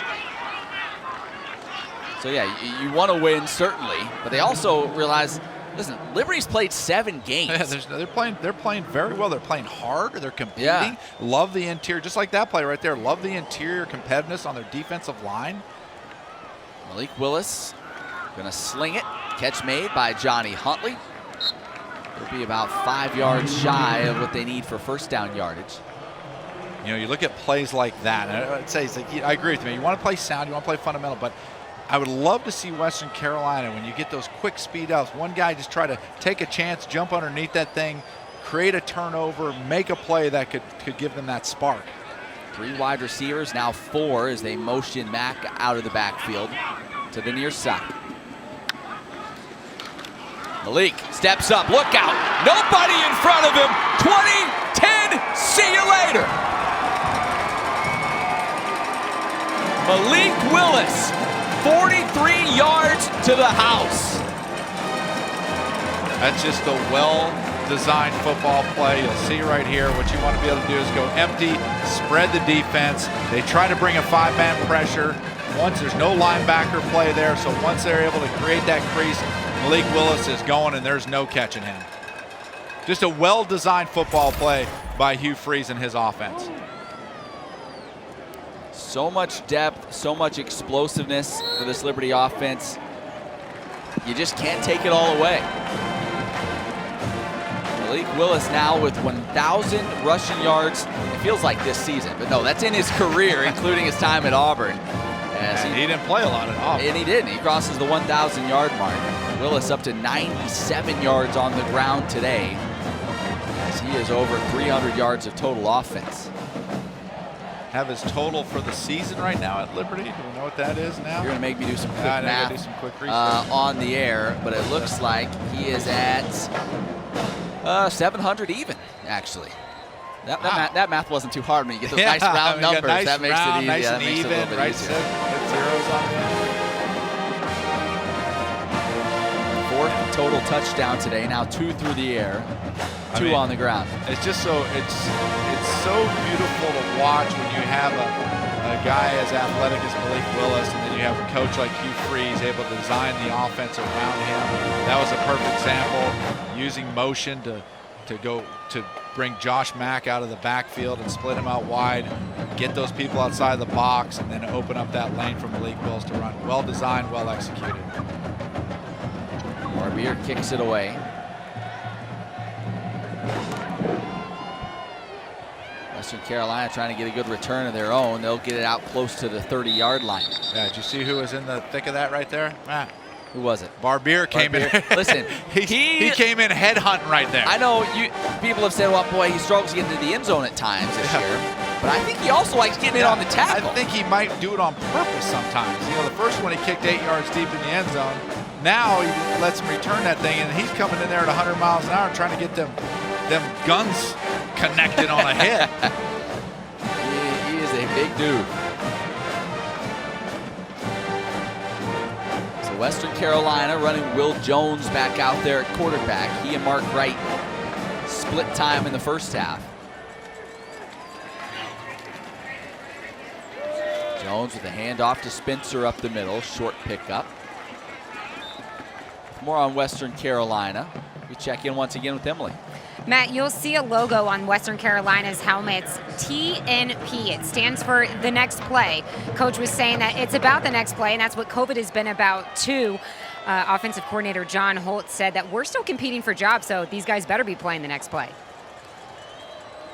Keeper, some room to run, now cutting it back. Jones across midfield, still on his feet, now will slide out of bounds. Pushed out by Treadwell is a nice pickup. Not the athlete that Mark Wright is, but athletic enough to make something happen with his feet. That was a really well-designed play. What they try to do is they try to give a bubble screen look to the outside where Jones is going to throw that screen, which then made the linebacker expand out towards that bubble screen, which then opened up the lane and got him to cut back once he was able to get through the line of scrimmage. Well designed. He's going to look to sling it out to his tight end. Cuts it up. Nice pickup on first down. We've seen the tight end Kosinski heavily involved. His 4th catch on the day, over 50 yards receiving. He's a guy 2 years ago in 2018 He had 8 touchdown grabs. He was a third-team All-American. Last year put up similar numbers yardage-wise, about 250, but only 2 touchdown receptions. Near side, caught, and they're saying he was down where the contact initially happened. That was Calvin Jones on the reception. Freshman out of Forest Creek, North Carolina. Yeah, that was a really nice tackle in the open field.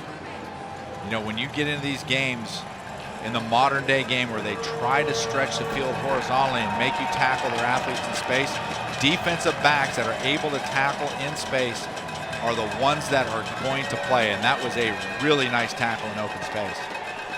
Brings up 3rd and 6. You got the man coverage down below on the bottom here. They like that back shoulder fade earlier. He's gonna pull it out under pressure. Trayshawn Clark, he gets the pass away. His receiver was blocking on the far side, and somehow he had the arm strength to get it out there, and at the same time fortunate that it wasn't intercepted.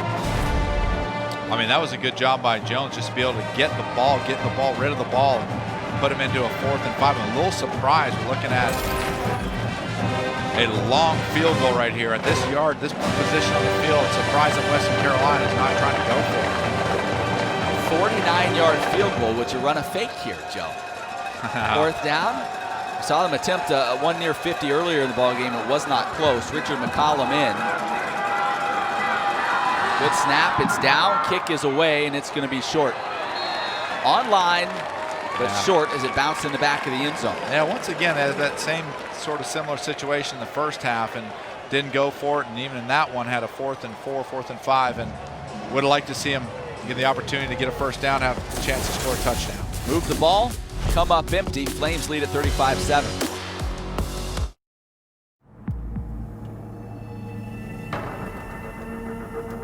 I wasn't going very far. Sometimes I just forget.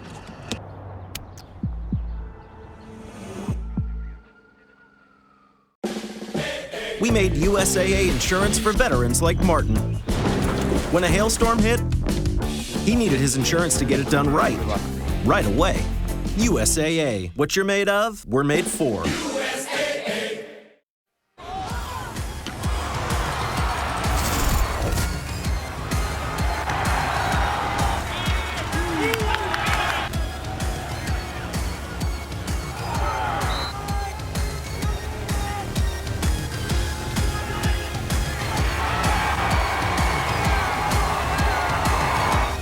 Some of the highlights from the first half of action here in Lynchburg, Virginia. Involved number 7 in blue. He comes out slinging it here to Demario Douglas, who's wrapped up for a loss, but a flag is down on the play. So get a holding call. Oh, face mask maybe. Personal foul, face mask, 15 offense. Penalty is half the distance to the goal line. First down. I guess they did have a face mask call to make up for him. Yeah, There was a face Barrett. mask. Yeah, that the one at the end of the first half was a brutal miss on the face mask. But that'll back the Flames up as you get a look at Hugh Freeze. Classic coach answer. We heard our Emily Austin say he was not pleased at the half. You know, your offense has done some nice things. You're up 28-7.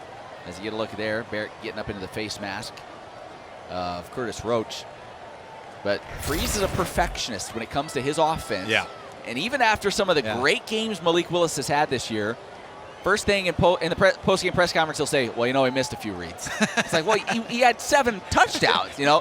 He is a perfectionist when it comes to his offense and how it should be run. Willis standing in the pocket, going to let it go deep down the field. That's Kevin Shaw, snags it, reaches out and grabs it. It's a foot race, and he's gone. Kevin Shaw on the connection from Malik Willis. Oh, my. 84 yards. I mean, he threw that thing out there where Kevin Shaw had to go after it at full speed, reach out into a perfect position. Look at that pocket. And he's got a guy up in his face, and be able to catch that thing as far as you can throw it, reach your hands out at the last second, and then it's just speed on speed all the way to the end zone. Well executed play. Well, Shaw had a reception on a deep ball earlier in the game, but that, you could not have placed it any better. Did not have to break stride whatsoever. The extra point up and through from Barbier. And one play, the Flames find the end zone. You talk about explosive. Number 7 is explosive for the Flames, that time doing it with his arms. It's all Liberty here today.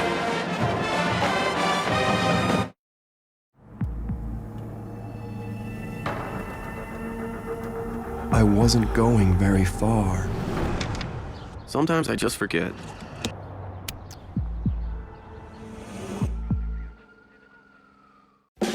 We made USAA insurance for this season. When being a fan on a budget gets tough, our agents do the legwork so saving on auto insurance is easy. USAA. What you're made of, we're made for. The Vikings have won 2 straight. The 5-3 Bears try to stay within striking distance of the Packers in the NFC North.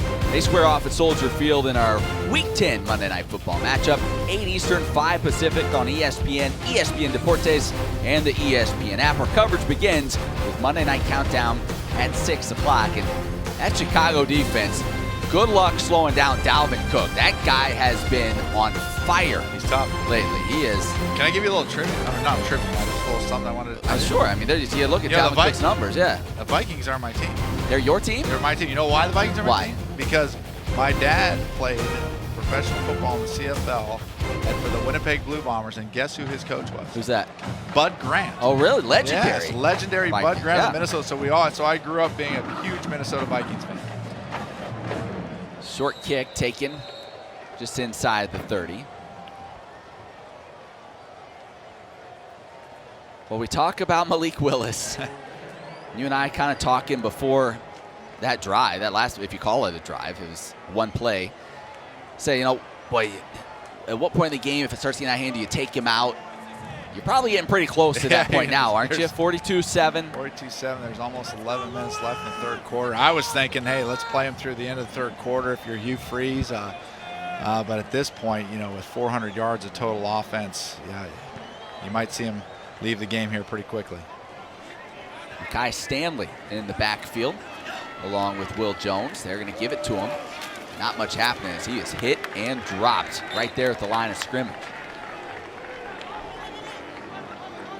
It'll be interesting, too, here in the second half. In talking with Catamount offensive coordinator John Holt, he said, we're not in football shape. We've been practicing and doing things since August, but Liberty is in football shape. It's different. And so now you get into the second half. Do you start wearing out a little bit? Does fatigue start becoming an issue? Because these guys haven't played yet this year. Yeah, the grind of going through 7 games and becoming in football shape is a very good point. But as Coach Spear said, what's on their helmet, as Emily had said, the next play. You have to play all the way in the game and play the next play every single down. That incomplete. Jimmy Falks in coverage, knocking it away. Yeah, amazingly, we talk about this being Western Carolina's first game of the season. They have not played in 357 days. Their last game was against Alabama, November 23rd of last year. That is insane. And that's not a great memory. Well, that's probably not one you want to think back fondly on if you're a Catamount fan either. But yeah, to go that long, they're just happy to be. They're happy to be on the field right now. Keep getting better. Keep getting better. 3rd and long. Pressure comes, able to slip out of it, looking downfield, firing a little too tall for his intended receiver, Daquan Patton. So they'll bring up 4th down, and the punting unit is coming on for the Catamounts. You've seen both quarterbacks, Joe. Will Jones, Mark Wright. Has either one kind of stood out to you? If you're sitting there right now and you're Mark Spear, you're taking all that you've seen into account. Which one have you seen more from today? I mean, they've both done some good things. Will Jones, when he came out after, right early in the game, led them down for a score, made 2 good throws, the vertical seam and the back shoulder fade, stayed alive, had the touchdown throw. But Rick at the same time has done some good things in the run game. So they'll figure it out. They're still getting there, but they have 2 good quarterbacks. Mario Douglas on the return. Spun around, finally got into the ground there around the 29-yard line. All right, well, this gives us a moment for our AT&T 5G best moment from today. Joe, we're going to leave this in your hands. Your best moment is what? I'll tell you, this long, deep post right here. He's able to come across to Kevin Shaw.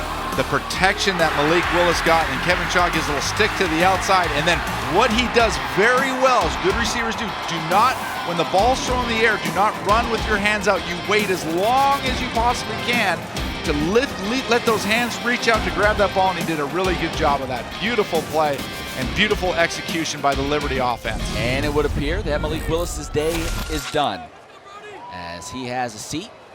Chris Ferguson in the ball game, hands off to Shedro Lewis. Shedro shoots through, accelerates across midfield as a couple of flags rain in.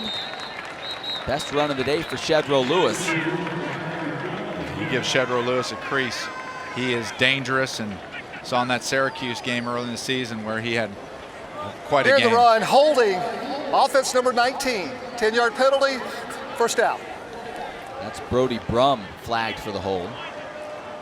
Well, we'll get an extended look now at Chris Ferguson. Remember, he got a start earlier this year against North Alabama. He's a kid that has had a lot of success in his career at Maine, transferred to Liberty prior to this season. Led the Black Bears to the FCS semifinals back in 2018. So he'll get some extended playing time now here in the second half. Once again, a handoff. Shedro Lewis takes a big shot at the end of that one. That was Darius Smith lowering the shoulder into him. Yeah, Chris Ferguson has put up some really good stats throughout his career. And, you know, you look, before we really knew what Malik Willis kind of player he was, they talked about in camp how Chris Ferguson is really pushing Malik Willis. It wasn't clear-cut #1 player at the quarterback position. So he's putting up stats and at the FCS level, and is a solid backup for Liberty. A true pocket passer. He's not the dual threat guy Malik is. Tries to swing it out to Peyton Pickett. A little sloppy with the footwork there and sailed it over his head. As a quarterback like Ferguson, you almost have to slow yourself down a little bit, don't you? When you get out there after you've been sitting behind a guy for so long, you're so amped, you finally get your chance. You kind of, I imagine, heart's pumping a little extra, faster than it would be otherwise. Yeah, but he's done a good job. He's been there before. That's what's good about when you get a transfer kid with so much experience. They've been there before, and he's used to these bullets firing. So 3rd and 7. Pick up the blitz, drops it in there. Demario Douglas for the first down. Good touch on that ball, and Douglas able to look it into his hands. Yeah, good concept of a play right there. You got a cover 2 look. He's able to run it. The outside receiver is able to run him off, get that safety off the hash, and then brought in the inside guy on a little bend route, and Chris was able to just sort of feather the ball into the honey hole right there. Nice play.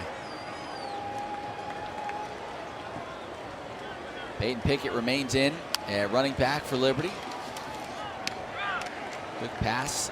That one caught for a short gain. That ball come out at the end. Western Carolina players acting like it. They're all pointing as if they've recovered it. No official word yet. Got it. And they got it. So that reception of the tight end Trevor Hobbs, his second of the day, but he was unable to hang on to it. The ruling on the field was a fumble and recovered by Western Carolina. First down. Yep. Yeah, good job punching the football right there and knocking that thing out. Looked like that was Willie Hampton that got in there and ripped it away. Willie Hampton's made some nice plays today. You are watching the All-State Saturday kickoff. Liberty Flames number 22 in the country. Trying to continue their climb in the polls. So far so good today as Mark Wright back in at quarterback. Handoff, short pickup. Donovan Spencer on the carry. He gets about 2, maybe 3. Yeah, I like how Coach Spears both using Jones and Wright at the quarterback position, and he's rotating them in throughout the game because, like I said, they're trying to find their way right now, find their sea legs, find who can put some drives together, and both these guys are very capable, so it's good to see the constant rotation to be able to keep them engaged in the game. Wright rolling out, throws towards the sideline, a little too tall for his intended target. He'll bring up 3rd down. Wright started this game with a really nice drive. He was in rhythm, moved the ball down to Flames territory, ended up kicking a long field goal that missed. But he looked sharp early. He's 7 of 10 throwing the football today, but for just 40 yards. So a lot of that real short stuff. You know how, early in when Coach Spears said, hey, I've had 58 different schedules that I've had to do. He's drawn up 58 different first 10 plays. You have the first 10 plays your offense is going to run. He's gone every which way all the time to do it 100 different ways. I don't know if he's done more schedules or more first 10 plays. Swinging out, the catch made across midfield, coming near side, wrapped up, knocked out of bounds on the reception. That was Dylan Abernathy, freshman wide receiver. So a nice play design there, allows them to move the sticks, keep the drive alive. And that's what they need to do. Gain some of these third down conversions so you can get more plays in. Move the sticks, get into the red zone, work on your offense. Run coming near side, taking the initial contact, bouncing off. Sticking his nose in there again was Donovan Spencer.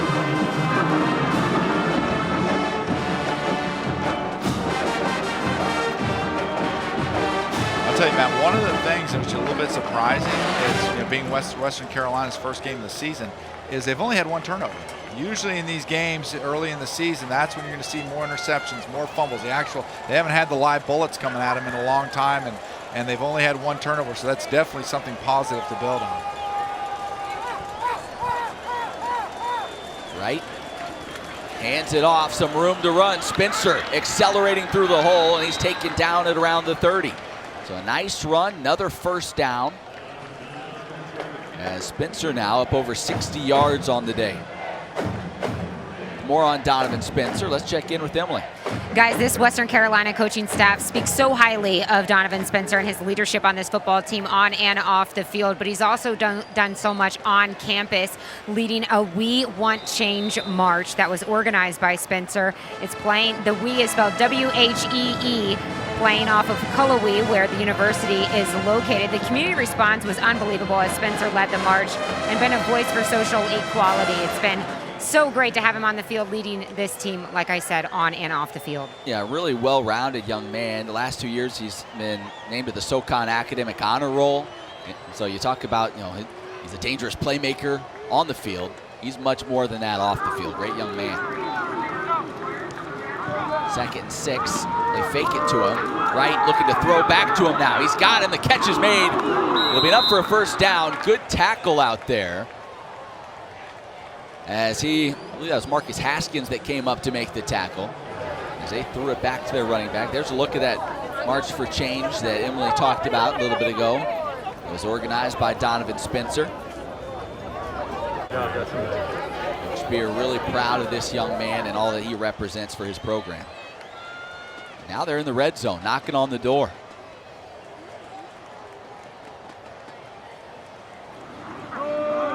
Spencer spinning his way down inside the 10. Well, it hasn't looked like there's been a lot of real big running lanes there, and yet he finds a way to kind of shimmy his way through. I noticed that early in the game with Spencer, how he is able to use his feet. It's very quick feet, able to use his feet in tight spaces within a hole. And then a run like that where he gets to the point, and now he just drives forward. And what good running backs do is they always fall forward. You want to fall forward for that extra yard, extra two. You never want to go backwards, get driven backwards. 70 yards now on the ground for Spencer on 10 carries. Right, firing towards the end zone, and a flag comes in. That was Jimmy Falks over there just shoving a receiver out of bounds. He almost shoved him into the official. Yeah, shoved the cone over there, and the official almost took one. I don't think Jimmy's arguing this one. Defensive pass interference number 8. That is an automatic first down. That it is. Here's a look. Yeah, they try to run a little bubble fake right there. He's going to stalk and then go on the block. Keenan Hambrick was the receiver. So now we're on the 2-yard line. Let's see if they don't give it to Spencer and let him finish this thing off. Yeah, these are important reps right now for, there's a false start penalty, but important reps in the red zone for both sides. You're always trying to work hard on your red zone defense. False start. Offense number 61. 5-yard penalty. First down. And for Western Carolina, the red zone offense, they haven't had the opportunity to get here too often. So these are the reps you need in order to get on film, correct, and get better. See that little note they're making right there? Yep. That's not like a star, like good job. That's one of those like, gonna bring this up later. You're on the 2-yard line and you get a false start. Those are penalties that in a close game are crucial. Exactly.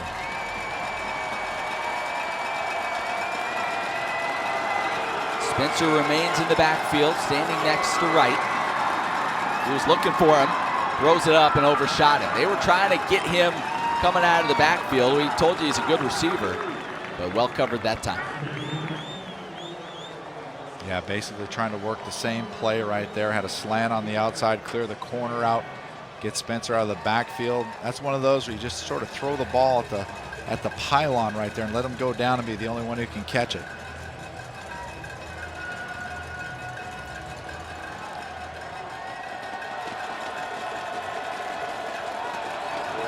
Second goal. Give it to Spencer. He gets him back down about where they were before the false start. Bring up 3rd and goal from about the 2.5-yard line. All right, I like this down right here, Matt. 3rd and 2 from the 2. Coach Spear, right now, you're looking at this. It's a great red zone rep. You want to be able to get in the end zone. You got a few options here. Like the back shoulder fade. They've always liked the back shoulder fade down to the bottom into the short side of the field, or with the athleticism of Rick being able to boot, get him out on the corner, and then work that back end of the end zone. Quarterback keeps it. Did he get in? He did. So you saw Mark Wright just follow Donovan Spencer right through the hole, and he gets in. That wasn't as exciting as I wanted it to. But it's a touchdown. Yeah, you really had a lot of things going through right there. You out-schemed yourself. I out-schemed myself, I think, right there in that situation. Yeah, I was coach over coach right there. But nice, good follow through with the quarterback. Be able to get in the end zone. Great reps, great job getting in the end zone. These are the things. Hey, the next play, just like Coach Spear says, the next play, they can build off of this. Good looking drive, led by Mark Wright. The extra point now up and through. So second touchdown of the day for the Catamounts as they look to build on the future.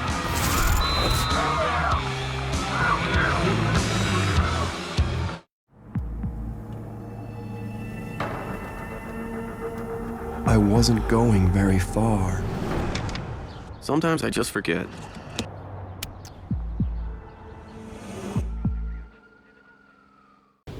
How about no? No. No way. Come on, no. No. No. No. Only Discover has no annual fee on any card.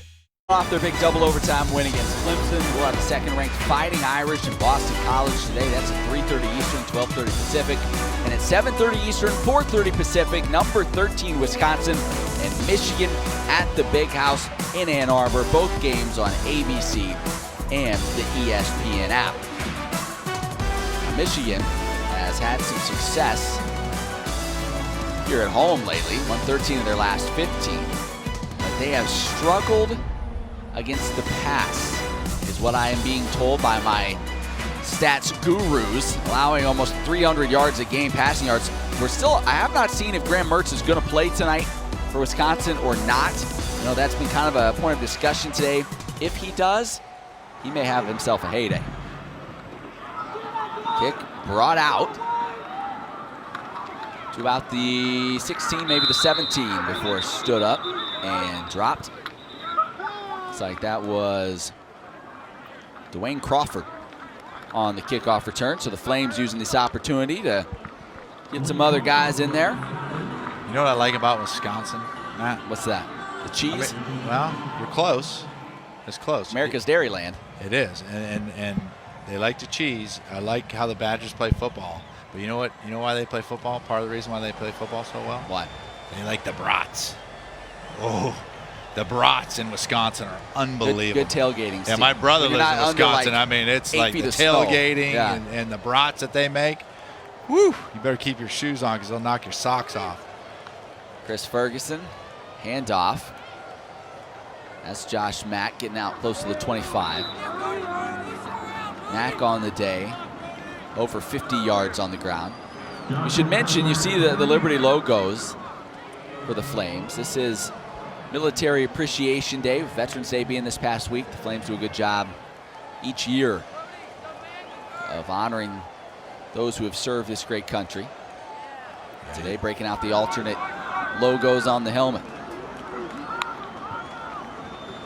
Yeah, right back to Mack. Slipped as he tried to plant that foot and cut it up. He'll still be about a yard and a half shy of the first down. You know, when you're in Liberty Williams Stadium on Military Appreciation Day, when it's a full house and they get the fireworks going, the band's playing, and they're singing the Lee Greenwood song, it's really nice. They do a really, really good job with that here. 2 minutes left here in the third quarter. Third down for Liberty. Handoff, trying to outrun that defense. He does. Josh Mack cuts it up. And he's just shy of the 40-yard line. That was an opportunity where if you're Western Carolina, you got to stop there and get the ball back. Not that the game is necessarily hanging in doubt, but you start to have some opportunities where if you're Hugh Freeze, the last thing a coach ever wants to do is go, did I pull my guys too soon? Right, exactly. You never want to have to put them back in there. So that, in some ways, a big third down conversion for the Flames, just to keep clock moving and keep this ball game heading in the right direction. And the little subtle things on a call like that. On 3rd and 2, you're expecting to get an inside zone play, and right there, Liberty ran an outside zone stretch to be able to get the edge, which Western Carolina was protecting to be able to defend an inside zone play. So good call by Liberty. Run it again. Mack with the spin move. Stumbled a bit. Gets maybe one. Remember, Ferguson and Mack played together. Yeah, they did. At Maine. So these are guys that know each other well. Earlier this season, when Ferguson came into a ball game, they said they kind of joked with each other, like, here we are again, you know? Like old days. That's right. Yeah. So they had a lot of success there. Both ended up transferring from Maine to Liberty. I mean, Mack led the FCS in rushing that 1 year, correct? Yeah, I think it was rush yards per game. He was an FCS All-American. Yeah, he was great there for the Black Bears, and has been really good for the Flames as well. 6 career 100-yard games at LU in a year and a half. Pressure, Ferguson stands in there, delivers a strike to Demario Douglas, somehow keeps his feet. Showed every bit of wiggle he had, and not able to get much after the catch. You'll like this. You'll like this, man. Looking down on the field right now, and we're just talking about Chris Ferguson and Mack together. Well, they brought a corner blitz on that play, and Josh Mack had to slide across the formation and pick up that blitz, and he did a really good job, because if he didn't, Ferguson would have got a hit dead in the mouth, and after it's over, he went over his old pal and patted him on the chest and said, thanks, buddy. Glad we've been around together for a while. That'll get us to the end of the third quarter. Liberty in control here on top, 42-14.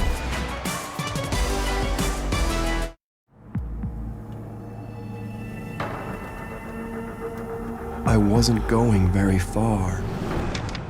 Sometimes I just forget.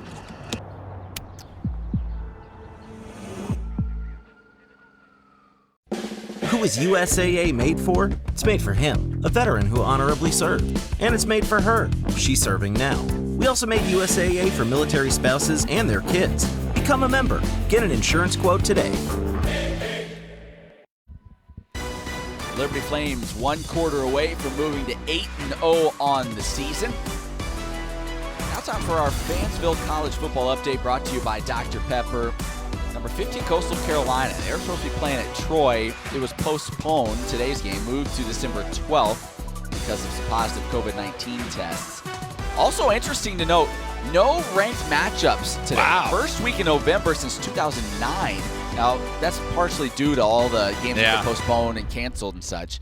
But we mentioned Coastal Carolina there. Why do we mention the Chanticleers as Liberty just takes one to the house? Someone didn't give them the heads up. We're in the middle of the Fansville College football update. Dr. Pepper. DJ Daniels says, Dr. Pepper.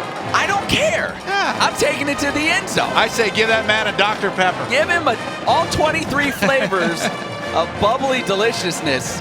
CJ Daniels with his second touchdown of the game. Let's see what happened here.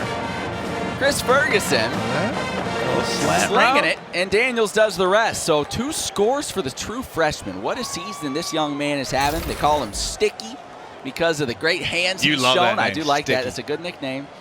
And he's able to take it the distance. Also now, Jason Stricker in for the extra point.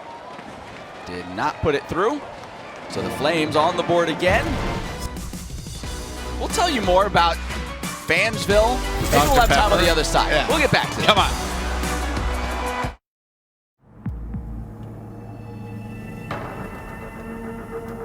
I wasn't going very far. Sometimes I just forget.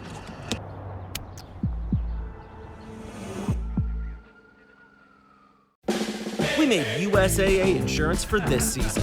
When being a fan on a budget gets tough, our agents do the legwork so saving on auto insurance is easy. USAA. What you're made of, we're made for.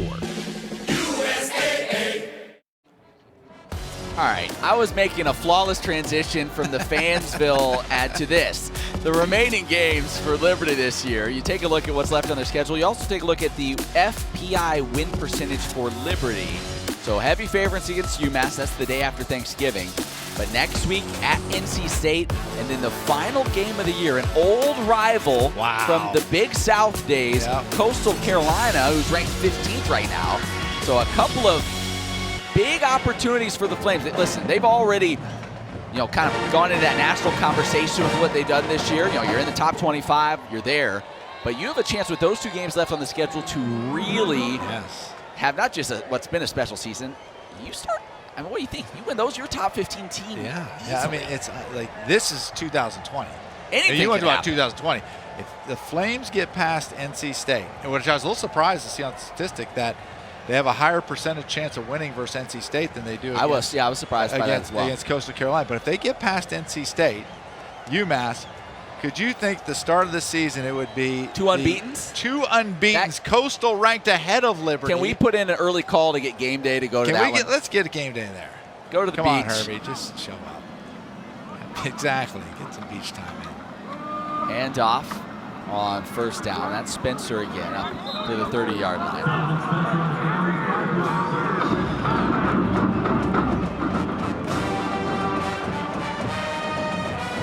Western Carolina.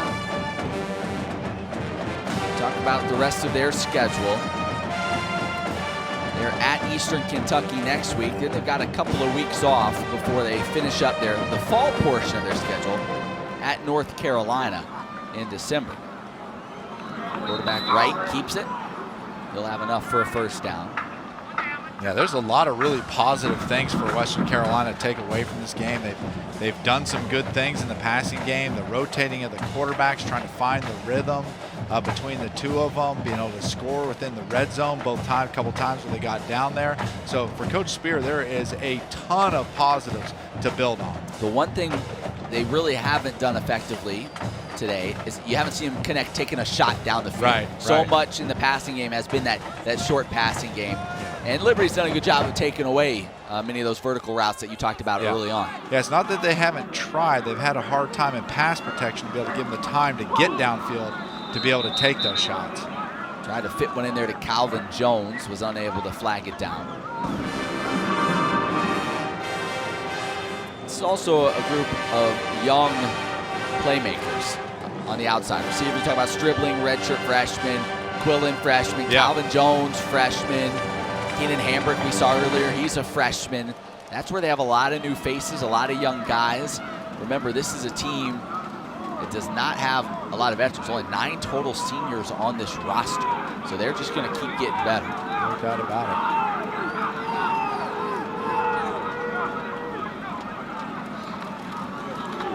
That one picked off. Intercepted. Is that Carl Poole?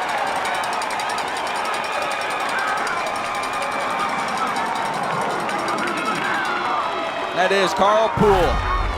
Young man who earned a scholarship right before the season. He's stepping right there in the passing lane. Kid out of Danville, Virginia. Makes the interception, and Flames force their second turnover in this ballgame. See, that right there is technique on how to play the RPO game as a linebacker. What he did is he took one step in to make sure that the run wasn't there, that he didn't hand the ball up. The second he saw the quarterback pull the ball away, he then turned his shoulders and got square back into that slant passing lane. Textbook play by Poole to make that interception. You're watching the All-State Saturday kickoff. Poole also has a twin brother on the team. So Carl, you just saw, Carlos, his twin brother, is a wide receiver. Jonathan Bennett now in at quarterback. Peyton Pickett just may have coughed up the football at the end of that run. It looks like the Flames will keep it as Pickett picks up just a yard. So Jonathan Bennett. Yeah, good to see Jonathan Bennett in the game. Redshirt freshman quarterback out of South Carolina. Hands it off. Pickett now with some room to run. Across the 20. Can he take it all the way? Yes, he can. Peyton Pickett gets loose, and this Liberty offense is pouring it on.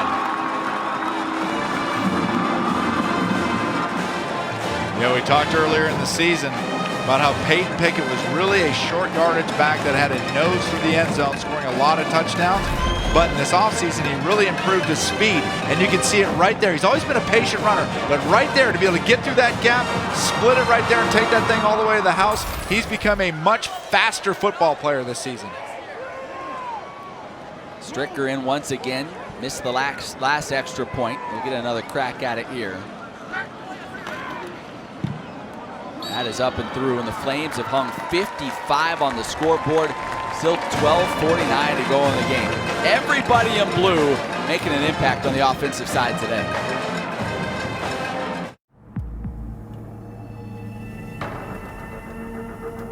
I wasn't going very far. Sometimes I just forget.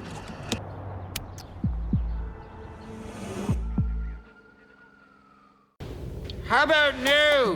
No. No way. Come on, no. No. No. No. No. Only Discover has no annual fee on any card. The All-State Saturday Kickoff is presented by Allstate. You've never been in better hands.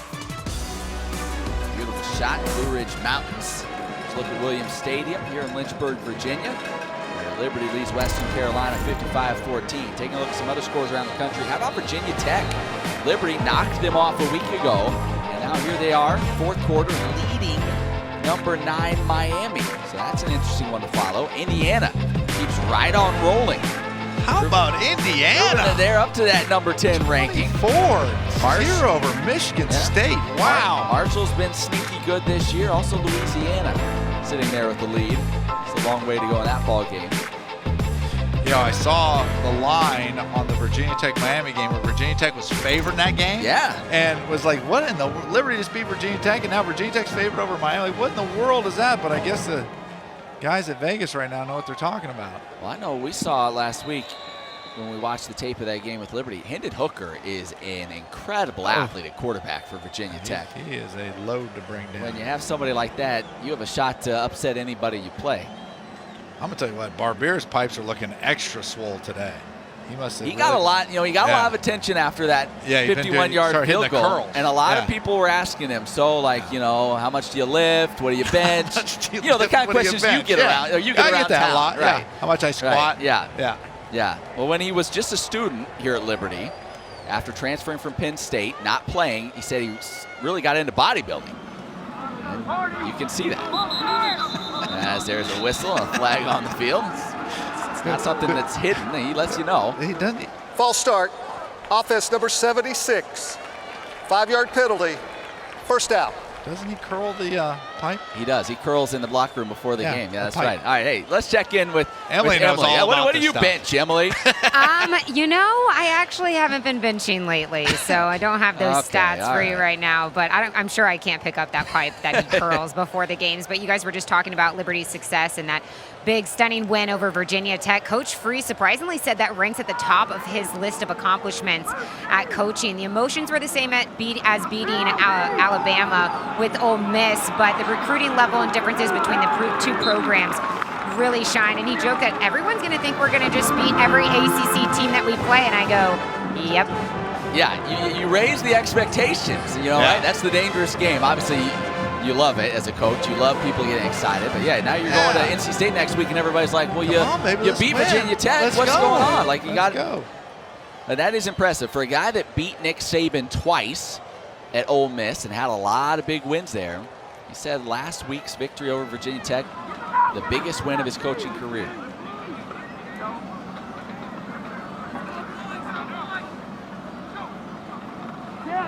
Toss coming near side. Flames trying to string it out, and they do. That was Luke Sutton, the freshman wide receiver, taking that. And it'll bring up third down. Both teams getting to play a lot of guys in the fourth quarter. These are valuable reps to be able to get them on film. Some of these guys, you know, when I was at UNC, Coach Brown used to say, some of you guys go back to the dorm rooms in your apartments and you have mini meetings talking about how come you're not getting any playing time. Well, now's your opportunity to get that playing time and be able to see it on film and make an impact in the game. 3rd and 13. Flush from the pocket. Now he's just going to tuck it right. Tripped up and tackled at the 30-yard line. Taken down by Cade Robinson, redshirt freshman safety, coming up to make the tackle. And there is a flag in the backfield. Offensive holding, number 62. That penalty's declined. 4th down. And so the punting unit comes on for Western Carolina.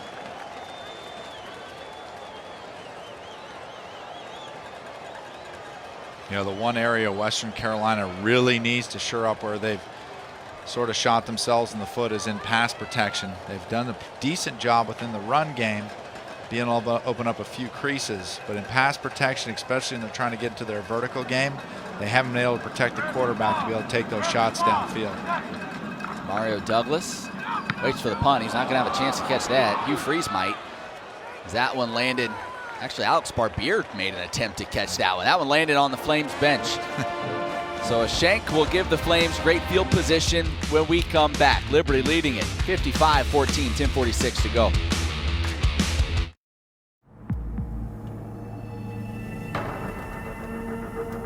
I wasn't going very far. Sometimes I just forget.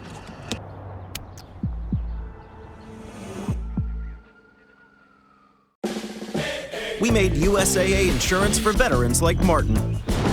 When a hailstorm hit, he needed his insurance to get it done right away. USAA, what you're made of, we're made for. USAA. All right, here's the lineup for tonight, fresh off their big double overtime win.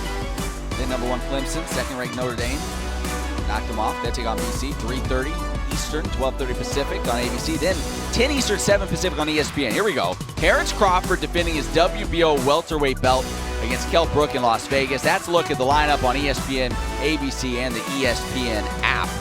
Now, Brook looking for his first win in the welterweight division since 2016. But Crawford, 36-0, and Joe, 14-0 in world title fights with 11 knockouts. You're not getting this from Teddy Atlas. You're only getting this right here. No doubt. And I've seen Crawford fight, and that guy will knock your face off. There you go. There's your analysis. What more do you need? Get you all ready for that one. Straight to the point. Yeah.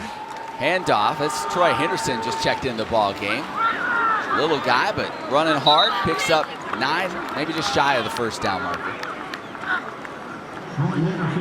So Flames getting all their running backs, their stable of backs involved in this one. Yeah, and they do have a stable of backs. When you start going down the list of Josh Mack, Peyton Pickett, Shedro Lewis, I mean, these guys, and then Josh Henderson, you know, they had high hopes, Josh Henderson, that he would get plenty of reps and plenty of yards this year, especially in the receiving game, and he's barely had a chance to even get on the field. Yeah, coaches like him a lot. Every time you talk to Liberty coaches about their running backs, they always bring up Troy Henderson and say, it's hard to get him on the field. We have so much talent there right now. So he got 8 on first down. They give it to him again. And he looks to be close to that first down. See if he gets the spot he needed, and he does. So that'll move the chains. Yeah, it would be good to see Troy Henderson get lots of carries here down the stretch. What did I call him? I called him Josh. Oh, you called him? Okay, good. I want to make sure. No, that wasn't on you. That was on me. All right. Yeah, Troy, he was involved last year quite a bit in the passing game, as you mentioned. Caught a couple of touchdowns. Yeah, really good receiver out of the backfield. And it's just, I mean, it's one of those situations at Liberty where the practices, I bet, are incredibly competitive.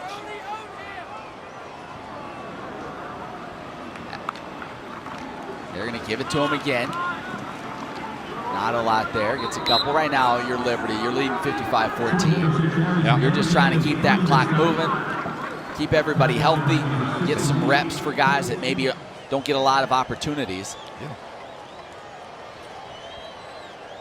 I like to see Jonathan Bennett. You know, Jonathan Bennett, as you know the story, I believe it was the Syracuse game, first game of the season last year. Was it? No, it wasn't that game, one, but it was early in the year. Early in the year where he's a celebration after a touchdown and landed awkwardly on his knee and ended up having a severe knee injury that had him have surgery and missed out the entire season last year. A real unfortunate incident that happened to Jonathan Bennett, but it's good to see him back out there. I'd like to see him at least sling it around a little bit. Hands Henderson. He's got some room to the far side, trying to make that last man miss. Couldn't do it as a flag flies. And we'll see what that's about, as he's going to be a couple yards shy of the first down.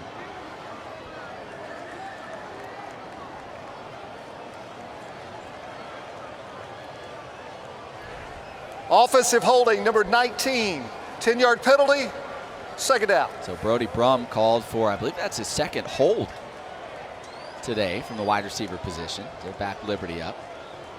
You know, one guy we have not seen on the field for the Flames, at least not in his usual role, is Aiden Alvis. They haven't punted.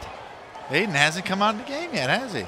He's held on extra points in a field goal attempt. But yeah, the Liberty offense has not been forced to punt yet today. They got the beef out here to the left side. Bennett pulls it out. Now he's in trouble. Wrapped up and dropped. The pressure came, and that was Ty Harris, the senior linebacker, getting to him. Yeah, Jonathan Bennett really needs to pull the trigger there. The linebacker had moved up, which opened up that window to throw the slant into the short side of the field, and he just didn't let it go. I thought he was going to let it go and could have picked up a completion right there. So that'll back the Flames up significantly. Brings up 3rd down and 17.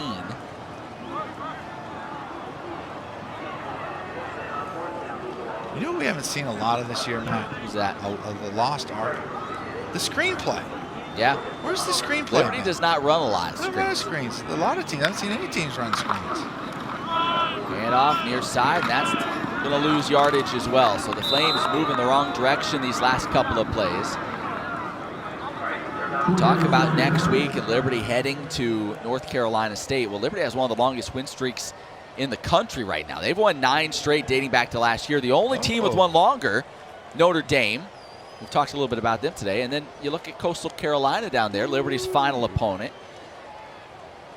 Liberty is in some rarefied air right now, doing things this program has never done before. And you know, you call for him, you mention his name, and what do you know? Here comes on cue. Aiden Alvis, but not the punt. They're going to try to bomb one. So this will be a 54-yard field goal. Play clock running down. They got to hurry. They get the snap away. The kick is away. And he got it. Alex Barbier. The legend of the pipes continues to grow. The legend continues to grow. How about that? 51-yarder a week ago. 54-yarder new career high. As they had to hustle. Yeah. The play clock was about to run out. I mean, it was right as it was running out. But watch his kick. Good, solid kick. I'll tell you what. Right after that thing went through, what was his bench? 405? You could have put 450 on the bar. He would have got it up. Right there. Yeah. I mean, he's jacked after this one. No time to think about it. Yeah. Just let her rip. Yeah. And right there after it's over, run straight over to the sidelines. Get the bench press out. Put 425 out. They really should. One rep. They should have a bench over there. They should have it ready for him. Yeah. I mean, you hit a 54-yarder, the adrenaline's pumping. That's right. How about this? This is pregame. Here he is doing his curls and look at Hugh Freeze. Look at Hugh Freeze. He jumps in. Well, I think he's got the foam roller. He got styrofoam. Yeah, it's a foam roller. He's over there pumping some. This is pregame. That's Alex Barbier's routine. You think they're loose? You think they're having some fun in that locker room? Yeah, I think so. Yeah. Hugh Freeze keeping it lively. The kicker's life it's so conditional love. It's 100% conditional love. That kid misses a few field goals, missing Virginia Tech. All the hobnobbing and joking ain't going on right now. Yeah, but that's the life of a kicker. Enjoy it while you can, young man. Enjoy it while you can. Liberty with that field goal now. they have scored the most points in any game this season they've scored. They surpassed the 56 they hung on Southern Miss back in late October. That one booted momentarily, and now Calvin Jones will just take a knee. So this Liberty offense just continues to get better and better. They came in 18th in the country in points per game at about 38 a contest, and they dropped 58 here today. 619 total yards. That's a lot of yards. So they're 6 minutes and 7 seconds away from adding to what has already been their best start in program history. Will Jones coming back in at quarterback, as he and Mark Wright have alternated at the position today. Like how they keep mixing it up. Malik Richardson in the backfield. They give it to him. And he gets a couple of yards before he's slung down. He's a running back that's listed as 6'4", Joe. You don't see that. I look at the kid, number 10. He's a big kid. Tall back. They always talk about running backs running low. It's hard to do when you're 6'4", but he's a tall kid back there.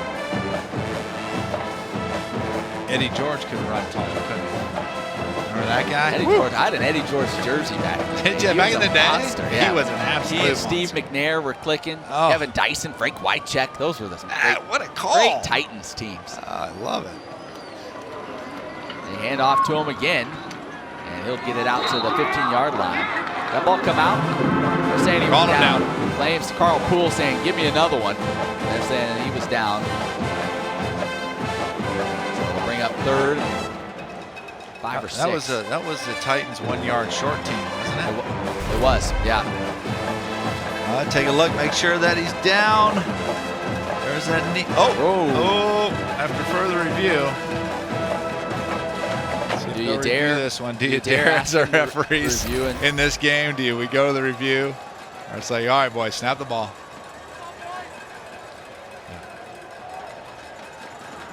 Donovan Spencer. You know what they're going to do?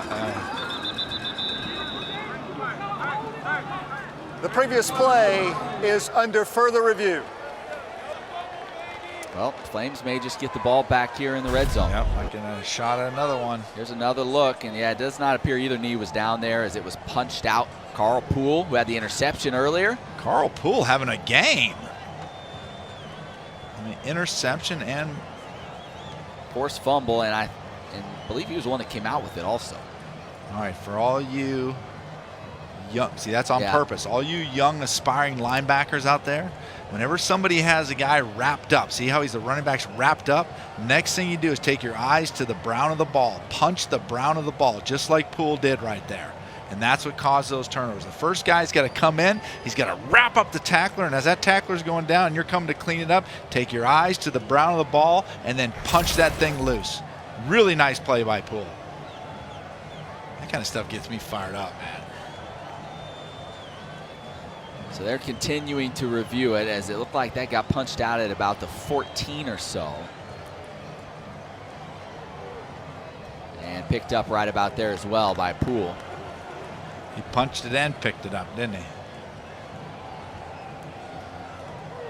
So the Flames are gonna, it would appear, although we were wrong on the targeting penalty earlier today when they were reviewing that one, it would appear this is pretty clear cut. Going to be Liberty football. Just under 5 minutes to go in this ball game. After further review, the ruling on the field was a fumble recovered by Liberty at the 14-yard line. It'll be 1st and 10 for Liberty at the 14. Third turnover forced today by this Flames defense. They only had forced 9 all season coming in. A couple of picks, now a fumble recovery. I mean, Poole's coming off the sidelines over there getting congratulated by everybody. He is jacked up. Having a really good football game.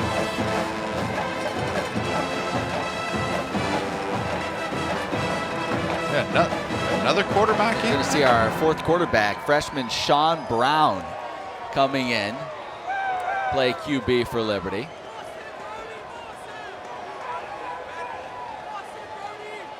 Freshman out of Apex, North Carolina.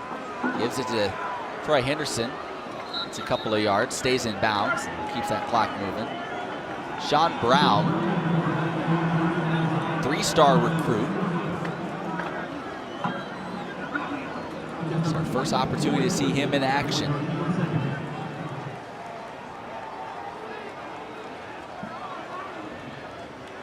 They've really tried to give Troy Henderson a lot of carries over the last few drives.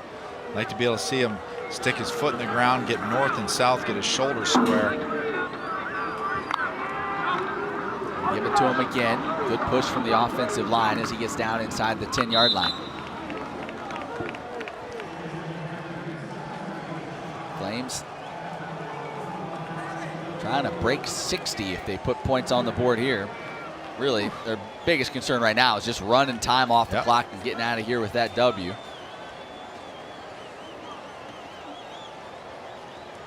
You know, it's always good to work on your red zone offense when you get down a third down. This could be a third down conversion within the red zone. Like to see what kind of plays Hugh Freeze is still coaching. You know, see the type of plays that he draws up in the red zone. Giving into Henderson. He stood up. He'll be about 2 yards shy of the first down. So these are always those situations where you kick a field goal, you kind of feel like you're not trying to rub your opponent's nose in it, but at the same time you just, there's no right answer. I think whether you kick a field goal or you go for it, I don't know that either way. Get the inside run right here. Same play, basically the same play as last time, or a quarterback follow on fourth down is what I would expect. They're going to let that play clock run all the way down. That showdown next week in NC State.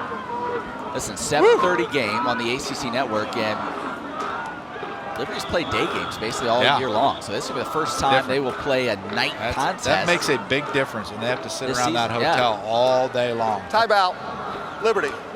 First charge of this half. So Liberty takes a timeout. We'll take one as well. The Flames looking to close out this ball game when we come back.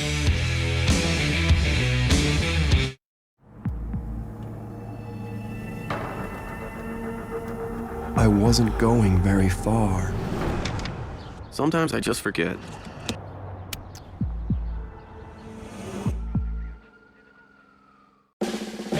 We made USAA insurance for veterans like Martin.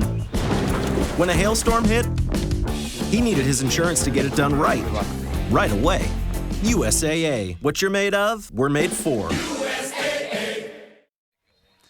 Well, our next UFC fight night today in Las Vegas, only on ESPN+. Paul Felder took this fight on 5 days' notice because of injury. He takes on Rafael Dos Anjos. Dos Anjos, who moves down in weight in the lightweight main event. The prelims start at 4 p.m. Eastern with the main card at 7 Eastern, 4 Pacific in English and Spanish. To get ESPN+, go to ESPNplus.com or download the ESPN app. You're a big UFC guy, Joe. Do you want me to give you some UFC fight night facts? Yeah, do it. Let's watch this fourth down play. Okay. Let's fight. Handoff coming near side. Inside the 5, lunging for the end zone. I don't think he got in. I'm also not sure he held on to the football. No, they're calling it a fumble, it looks like.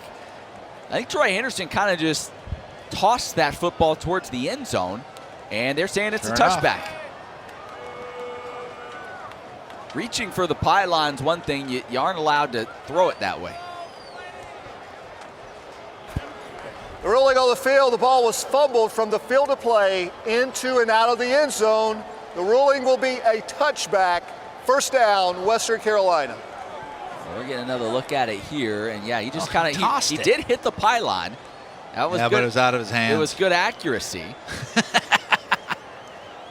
But yeah, you got to hold the ball. Definitely want to hold the ball, and they would have picked up the first down. It wasn't a do or die situation. Right. They would have gotten the first down. I wish that's the time you wish you had a pylon cam. Yeah, you could. Yeah, that'd have been a great angle on the pylon cam. Wish we had a pylon cam. There's, you see Troy trying to reenact it. What I was doing was, trying to talk. Hugh Freeze. He said, "Let's talk." Yeah, there's lesson learned. Lesson learned. So the ball goes back to the Catamounts. 2:20 to go. Handoff.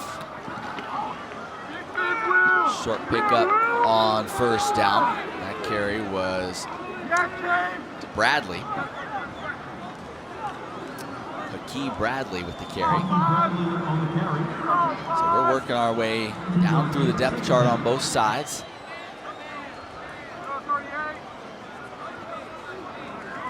It'll be interesting to see for Western Carolina the improvement between week 1 and 2. What do coaches always say? Is that one? Yep. Some to the far side. Nice catch. Run after the catch there for Luke Sutton. Coaches always say the biggest improvement comes no doubt. between week 1 and week 2 of the season. So they go to Eastern Kentucky next week. It'll be interesting to see what they look like then with one game under their belt. Yeah, to be able to get a game of actual film. You know how tiring it must be watching practice film every day for the kids, for the coaches, and to have an actual game film that they can put on tomorrow and do a lot of teaching, a lot of learning, and get better for the next game. It gives them something to play for. It's really good. Hand off. Again, that's Bradley. Stood up, dropped after a 1-yard gain, but that's all he needed. They get the first down, move the chains.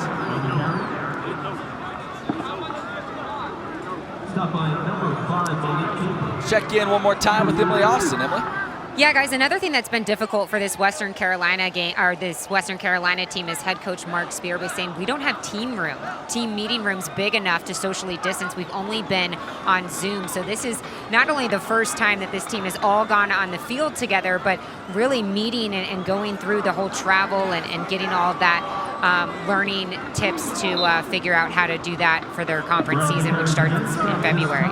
Yeah, they're just thrilled to have gotten a game under their belt, to have all his players together. He said no one knows each other still. He feels like they haven't been able to build relationships. It's been frustrating for him this year, and just to have a game, despite what the scoreboard says, he'll be able to take some positives out of this moving forward, no doubt. Yeah, when you listen to Coach Spear and talk with him, he's such a relational coach. I mean, that's what he wants, and so it's got to be killing him. But at the same time, to be able to get on the airplane together, get on the bus together, and come here and be able to eat together and play this game is a step in the right direction. On the other side, as you see the big tackle made there by Kendi Charles, young man out of Haiti. He has a great story. Maybe we've got 17 seconds. We'll say maybe another time. He has a long career ahead of him. On the other side for Liberty, you're about to get your 10th straight win and do what many thought would be impossible before this season. The season they have had, what they've been able to do. Unbelievable. Unbelievable, and they will now go to North Carolina State next week with the chance to continue to shock the country and move ahead with an unbeaten season. But for now, 8-0 with the win, 58-14 over Western Carolina. Joe, time for one last takeaway. What do you take out of this one for the Flames moving forward?